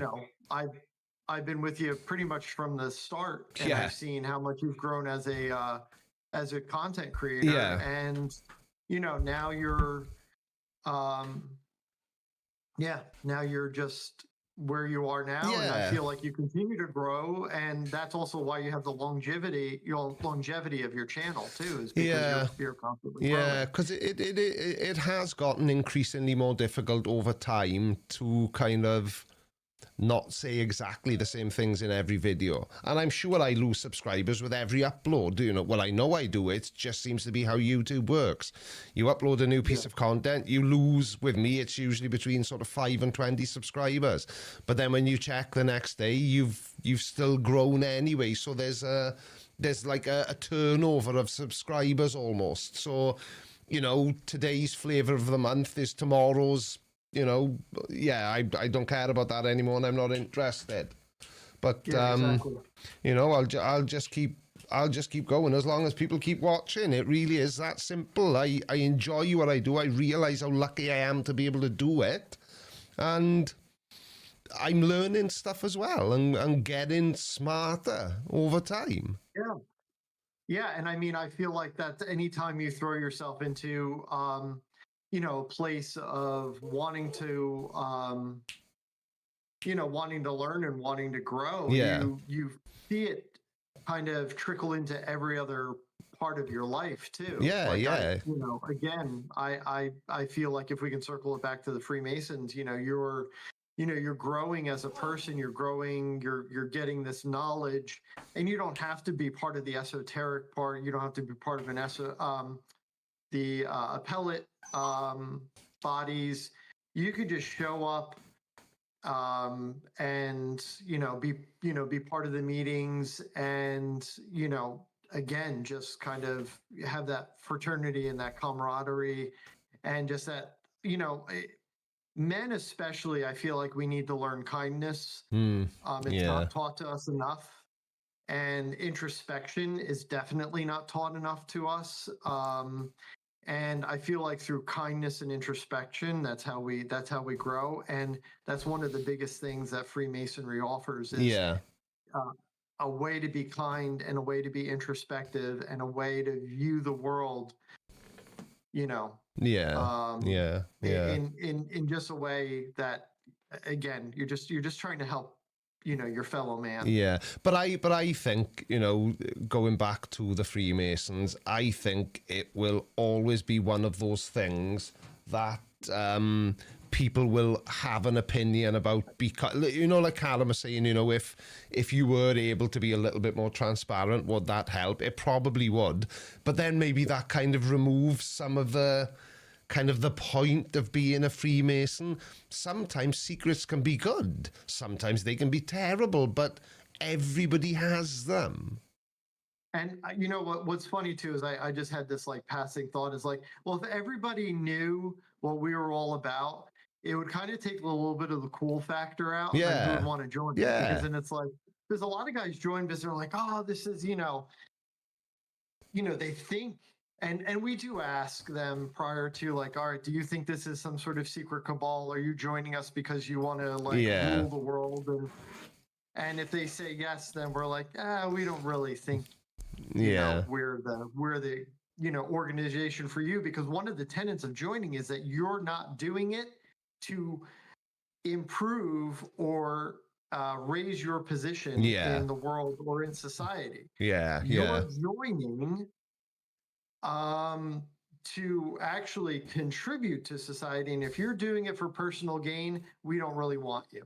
We don't want you. We don't need the members that badly if you're just in it because you're like hoping it'll get you like a promotion, or you'll and that's, be able to be a freeholder or a mayor. Like, we don't want you if you're doing it for that reason. And that's why I asked you earlier, was that if you and I turn up for a job interview, we'll say for the sake of it, we're both fully qualified veterinarians, are they going to be more inclined to give you the job because you're also a Mason than me, who is just a vet? Yeah, and honestly, if I'm a good Mason and a real Mason, and have learned everything that I was supposed to learn as a Master Mason, I wouldn't even think twice Yeah. about not putting that or not bringing it up. Yeah. I honestly, like, I was changing jobs, as we all know. I purposely wore long sleeve shirts, and it was hot as hell inside the hospital. Mm. But I wore a long sleeve shirt because I didn't want my forearm tattoo seen. Yeah. I didn't. I think I've been working there a month, and I didn't have my jacket on, and somebody saw my tattoo and asked me about it. Yeah. And I've been there a month, and people now know, over a month, and now people are just finding out that I'm a Mason, and it's because it was too hot in the hospital and I took my jacket off. Have you ever had anybody who's changed their opinion of you after finding out you were a Mason? I have had clients say, "Oh, that's weird that you're a Mason. Aren't you guys like," then they throw whatever their conspiracy theory is. Yeah. I've been out on dates and women have seen my Masonic tattoo and they're like, "Oh, you're a Mason? You didn't tell me that," or the person that we have a mutual friend didn't tell me that. And yeah, but again, that ties know, into people thinking it's something that it's not, because I'm guessing if you went on a date, maybe you wouldn't feel compelled to tell them that you're a lifelong martial artist, or that or that you like wearing cargo pants. These aren't things that kind of always come up in conversation. And if being a Freemason is part of you, obviously, but it's not a part of you which you feel is so important that you have to tell everybody you meet that you are a Freemason. Yeah, I honestly, I have no desire. And when people are like, "Oh, what do you do in your free time?" I'm like, "Well, I hang out with my dogs, I hike, I work out, I train in my martial arts." Yeah. And that's it. Yeah. And being a Mason is something I'm proud of, and I'm not embarrassed. I'm not trying to hide it, but it's not like there's nothing, it's not a resume builder. It's just something, to me, like being a Mason, it would be the same, if somebody asks you what your hobbies are, you say, "Well, I'm a Freemason." I go, that would be the same as like, "Well, what are your hobbies?" "Oh, well, I go and take my car for a wash, or I donate some money to a charity every now and then." It's really just something that I do and something that I enjoy, and it's no different than sitting and having dinner with you and Mrs. Blinder. I'm just going and hanging out with my friends at the lodge, and we talk about some business and how can we help people out, and we do some traditions that unite us as to just unite us as Freemasons. It's like doing the Pledge of Allegiance unites us as Americans. And we just have some traditions that we do a lot more that just kind of unite us and keep that bond as Freemasons. But again, it all seems to come down to the fact that people think the Freemasons is something that it's not. And I think that's what it comes down kind of covers every... Very boring. Yeah, it's just a club for men, and that's it. Really, that's it. Yeah. But again, I don't think there'll ever be a time where there aren't kind of ideas about what Masons are. I think it'll just always be a thing, because I think, and certainly with the existence of the internet, it's a breeding ground for conspiracy theories and sort of ideas that you can share freely. Some people feel without consequence, but I think as long as human beings are involved, some of those human beings are going to think you guys are something that you're not. Yeah. Sidebar. I notice if nobody else wants to call in, Kenneth said that he'll jump on again. Yeah. I don't mind using him as a crutch if nobody else wants to. Yeah. Well, we've got about 40 minutes left, so. Yeah, so if nobody else wants to call in, if Kenneth wants to dial back in, that's absolutely fine by me. and we can carry on the conversation that way. Yeah, absolutely. Yes, yeah, he is still, yeah. Absolutely. If you guys aren't ending soon, I can call back in. Yeah, Kenneth, call in. And we can continue the conversation. Right, let me...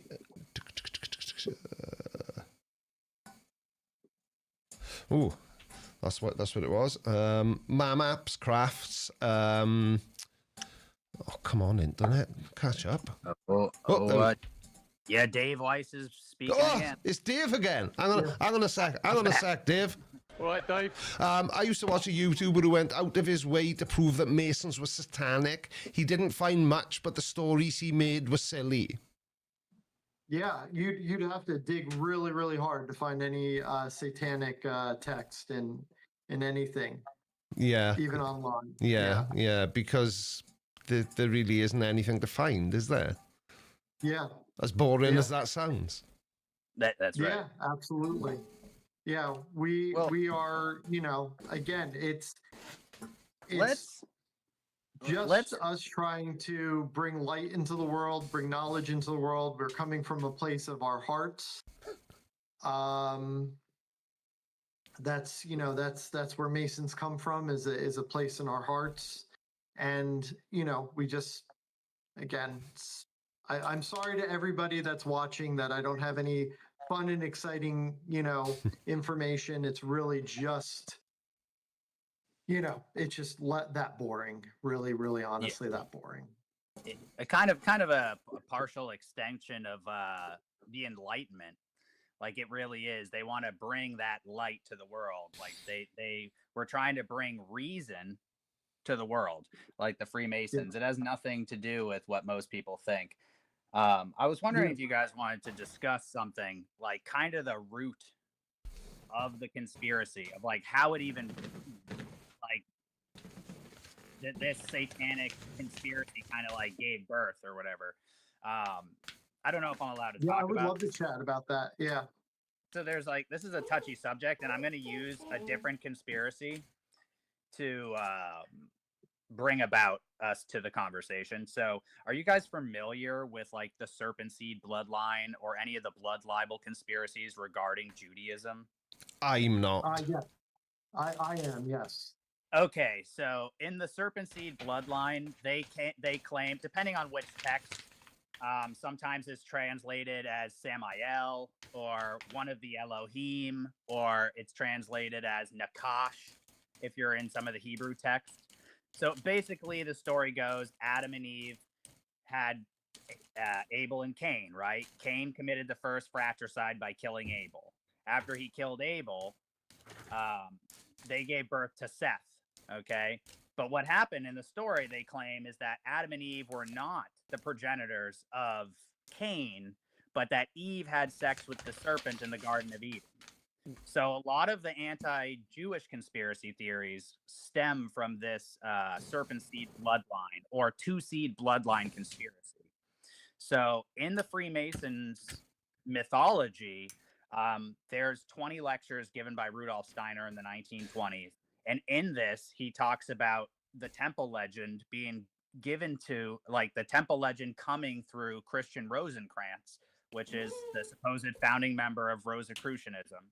So in 1616, the Rosicrucians, there's a book called My Chemical Wedding of Christian Rosencreutz. And it's basically a kind of there was multiple texts that started Rosicrucianism, but Rosicrucianism it's kind of like the early days of the fraternal side of Freemasonry.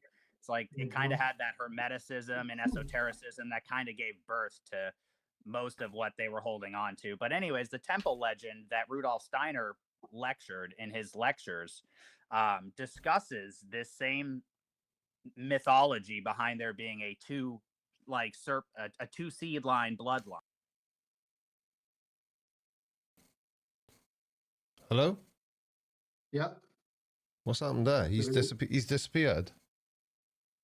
Well, probably because some Freemason took him out, or somebody Probably. part of the Illuminati just cut the feed. Freemason sniper. How did they get him? Well, that's a shame, because I was really getting into that. Oh, I think he's back. Am I there we here? go. Yeah. I don't know what happened then.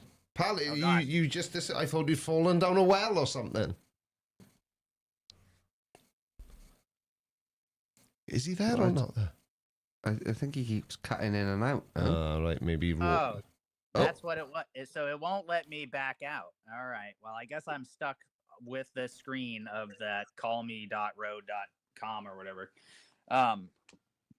So basically, I was just saying that these two serpent seed bloodline stories, the one that's responsible for the blood libel conspiracy that people have been attacking Jews. I'm not sure if you're familiar with the Synagogue of Satan conspiracy theory, but that's all goes back to that misunderstanding of the Hebrew text, claiming that Nakash, or the Shining One, or the serpent, Nakash is translated as Shining One or serpent, supposedly had sex with Eve and bore Cain. So Cain is supposedly of a god descendants, supposed to be like descendants of the gods, and this is a true. These are all true stories. You can, the conspiracy of them being satanic is what kind of came from this. It's like a terrible misunderstanding of these legends. And the Freemasons have their own version of this story that was passed down through supposedly through Rosicrucianism. This temple legend about Cain being born of Eve having sex with one of the Elohim, Samael, which gave birth to Cain. So the son of Cain, or Tubal Cain, has its roots deeply in Freemasonry. So Tubal Cain is part of the story. Hiram Abiff gets cast into the molten fire. So when King Solomon, hold on, let me rephrase that. When the King Solomon is having the molten sea cast, Hiram Abiff gets tossed into the molten fire, and he gets sucked down into the nether regions, into like the underworld. And when he goes down there, he speaks to Tubal Cain, and Tubal Cain tells him the story about,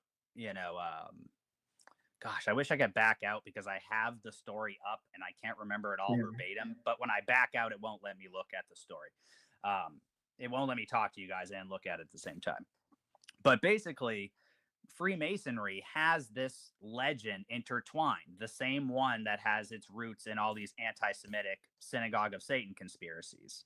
So basically, the church catches wind of all these things, like, oh, hey, turns out the Freemasons believe this story. They have this temple legend about Hiram Abiff being cast into the fire and not being burnt, because Tubal Cain tells him to jump in the fire. Don't worry, you won't be burnt. He jumps in the fire, and then Tubal Cain explains this to him, that the descendants of Cain will be the great thinkers of the world, the great builders, and that the descendants of Adam through the bloodline of Seth will be all of the priestly class and the ones who basically grovel at the feet of God, while the Freemasons were the ones who, like God, built these massive temples and these massive things. They were creators. They were truly creators, where they used reason and logic and their hands to become like God, to create, because that's what it was, to become like a creator. So sorry, this is a long story. I will wrap it up real fast here. So basically, the fact that people believe this, like the root of the Taxel hoax, the Leo Taxel hoax in the 1890s, where it was this anti-Catholic conspiracy where the Freemasons were anti-Catholic, which is absurd, has its roots in this like double seed line conspiracy. The legend of Cain being a descendant of gods, and lo and behold, if you're a Christian in the Satanic Panic, you're going to think that other god, not being JC, is Satan. So like going all the way back to the Taxel hoax, which was kind of like a Satanic Panic of the 1890s, where people were like, oh my God, there's the Freemasons, they're anti-Catholic, and they had all this Freemason, like anti-Freemason propaganda, really has its roots in this alternative temple legend of Cain being a descendant of some type of demon or Elohim, or they call it jinn. They're like, of smokeless fire, these beings of smokeless fire, or jinn, consummated with Eve and gave birth to the bloodline of Cain, which had gotten interwoven that all the Freemasons are in league with the devil. And that's pretty much what I wanted to say, is like, that's how this conspiracy started, is with this bloodline story. Yeah, which is not at all a part of anything that we do in Blue Lodge. So that, the story of Hiram Abiff is basically what we had discussed before, and that's canon to Freemasonry is. It's a story of jealousy and a story of intrigue, and it's a story of being true to yourself, even and true to God, true to King Solomon, true to the craft, despite your own life being threatened. And the three times that Hiram Abiff was attacked as they were trying to get through each chamber, basically is our 3 degrees, and each word and each penalty and each grip and everything that we do is based on that kind of temple story. So it's ironic to me that it's just a simple, like if you get down to the nuts and bolts of it, you have this Master Mason. This guy was like the best at his craft. He taught other guys to do it. The Master Masons were basically in charge of like overseeing the fellow crafts, and the fellow crafts were the guys who were actually like chiseling the stone down, and the entered apprentices were the guys like moving the stone and like bringing it to the fellow crafts to basically cut the stone and then the Master Masons were the guys who were making sure that the stones fit in properly. And that's basically, it's an allegory. I don't know. It's whatever. It's a story for life. So, you have to start somewhere, and you're bringing the rough hewn to the fellow craft, and, the fellow craft is refining it. And then the fellow craft are bringing it to the Master Mason, and the Master Mason are placing the stone in the foundation. And if you think about it as a story of how you develop as a person and how this makes you a better person, is as an entered apprentice, you're that rough asher. And through Masonic learning and teaching and doing work for the community, we're actually taking you from rough asher to an actual tooled stone that fits better and actually helps build the community and helps build society. So by the time you're a Master Mason, you've learned all the skills to just be a better person, a better member of society, and a better member of community, so that you are that foundation for this temple, or the temple being society and mankind and your fellow man. Like, we're supporting and we're building up fellow man. And you start off as not being refined, and you go through the degrees, and you spend time in the lodge, and you spend time around Master Masons, and you learn what it is to be charitable, and you learn what it is to think about your fellow man and woman and society in general. So yeah, that's really honestly the truth behind Masonry. And any of my brother Masons that are in the chat, if you feel I'm wrong, feel free to correct me, but that's at least all the lodges I visited, and me going through the Masons. It was basically, honing me and making me a better person, even though I joined when I was older.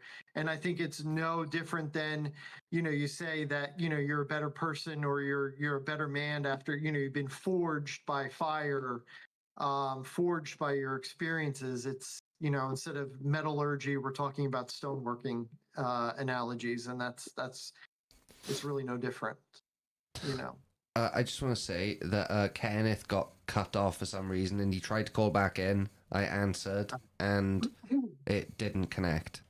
So he's trying again now. I will answer again and see. I don't know why. This has been a tech-savvy episode. This has been the worst, and I blame the Illuminati. They're And I trying to do. silence me. And I do. I would have blamed the Freemasons, but you've spoilt that now by Yeah, I've ruined it all. you've ruined it all. Yeah, I don't know what's happening now, but it's not allowing Kenneth to connect anymore. I don't know. I don't know what the hell's going on then. And it's interesting that Kenneth's story was really upsetting people in the side chat. I don't think he was telling it as if it was chapter and verse and, 100% factually accurate. I think it was just a story that ties to the Freemasons, and Chris's instant reply was, well, that's kind of not really what we talk about or what we're about.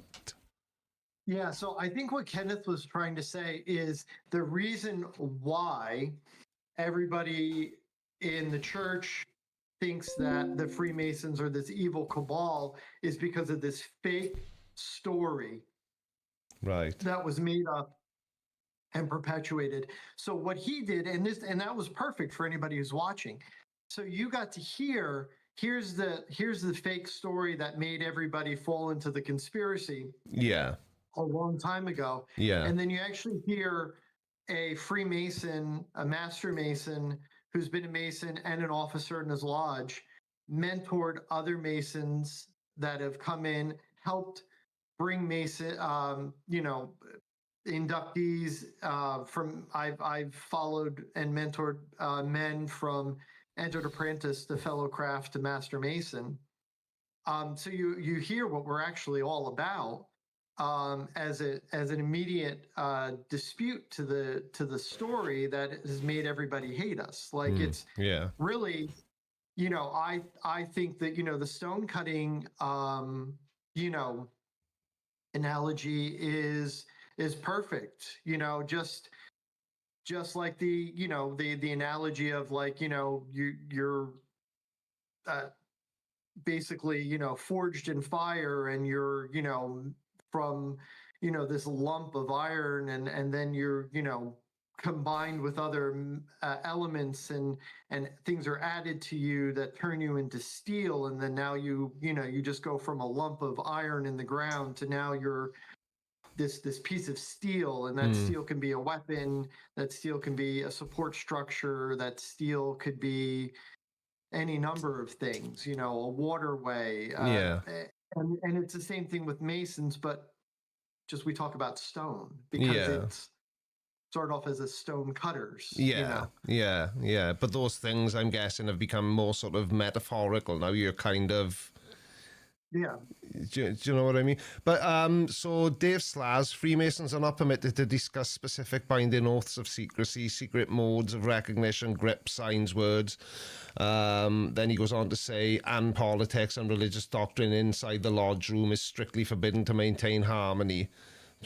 Absolutely. So when we are in lodge, sitting in meeting, we cannot talk about politics. We do not talk about religion. Yeah. It's actually frowned upon even during like dinner beforehand.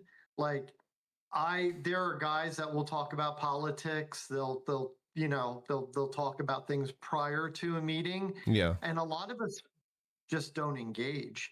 But while meeting is in session, when that door is closed, no politics, no religion. Yeah. It is forbidden because we are not there for ourselves. No. We are there to do work for society, for people. Yeah.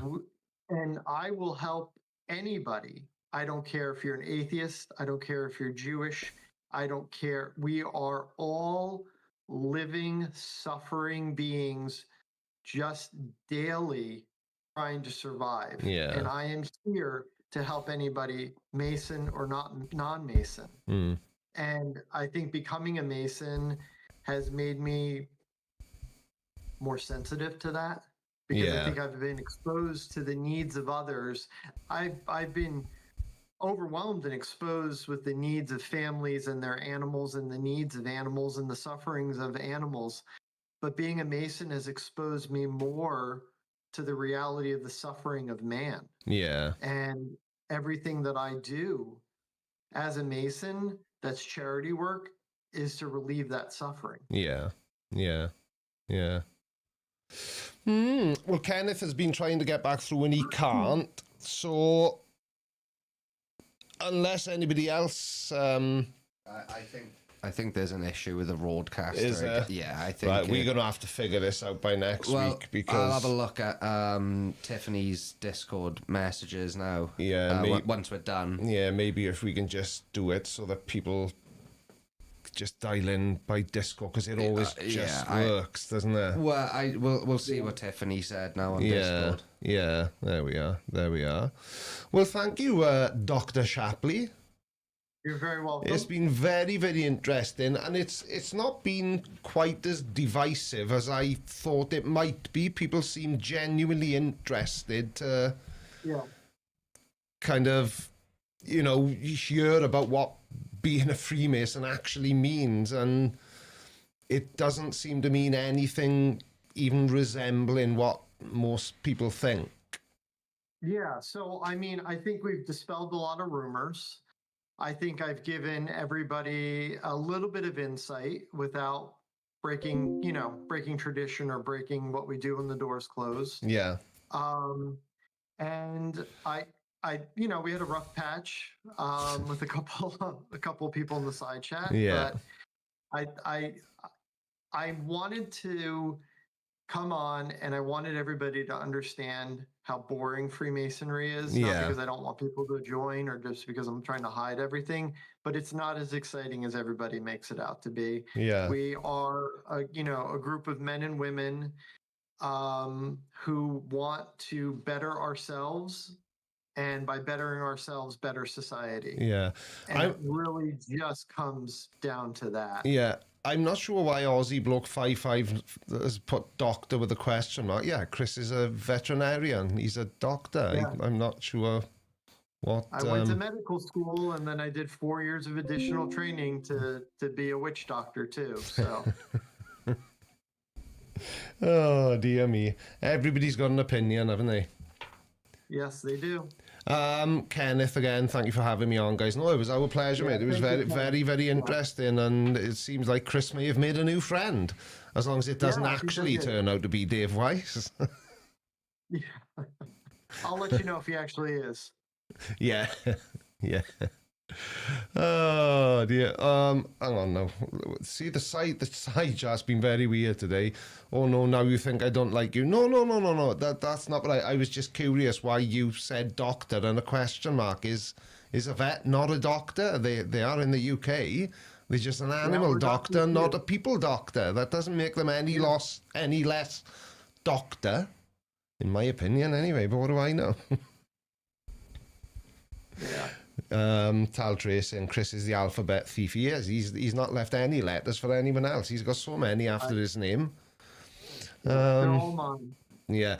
And Espresso Jack has just joined, and they're arguing with themselves about men and women not being equal in the Freemasons. I don't know. I think we covered that quite well throughout the stream. We talked about that so in depth. Yes, we did. We did. We did. Anyway, thank you to everybody who super chatted. Thank you to everyone who's become a channel member. Thank you to Christopher for joining us. Apologies for the tech issues at the beginning, but if you've been here before, you probably expected there to be tech issues. We will have to figure this out. So that it's a more reliable way of getting people to call in, because this road thing is shite. But I've said it, road. It is. Unless, of course, you want to sponsor the channel, then it's brill. Oh, dear me. Right, Chris, don't disappear. We're going to call this one done, and we will chat after we finish the stream. All right. Thank you for having me. Thank you for all the questions. Thank you for the kindness that I received. And especially when I was talking about sensitive things like my autism, I really appreciate it. No problem, pal. We will speak to you in a few minutes. Thank you, everybody. And no, I can't think of anything to say. So I'll just say, love you. Bye. Bye. I don't think so. No, no, no, no. I don't think so. No, no, no, no. It's never, ever, ever, ever, ever, ever gonna happen. I don't think so. No, no, no, no. I don't think so. No, no, no, no. It's never, ever, ever, ever, ever, ever gonna happen. I don't think so. No, no, no, no. Maybe someday you'll have it your way. Maybe someday it'll all work out. Until then, nope, a nope, a nope, a nope, definitely nope, a nope, nope, a nope, probably never, ever, ever, ever, ever.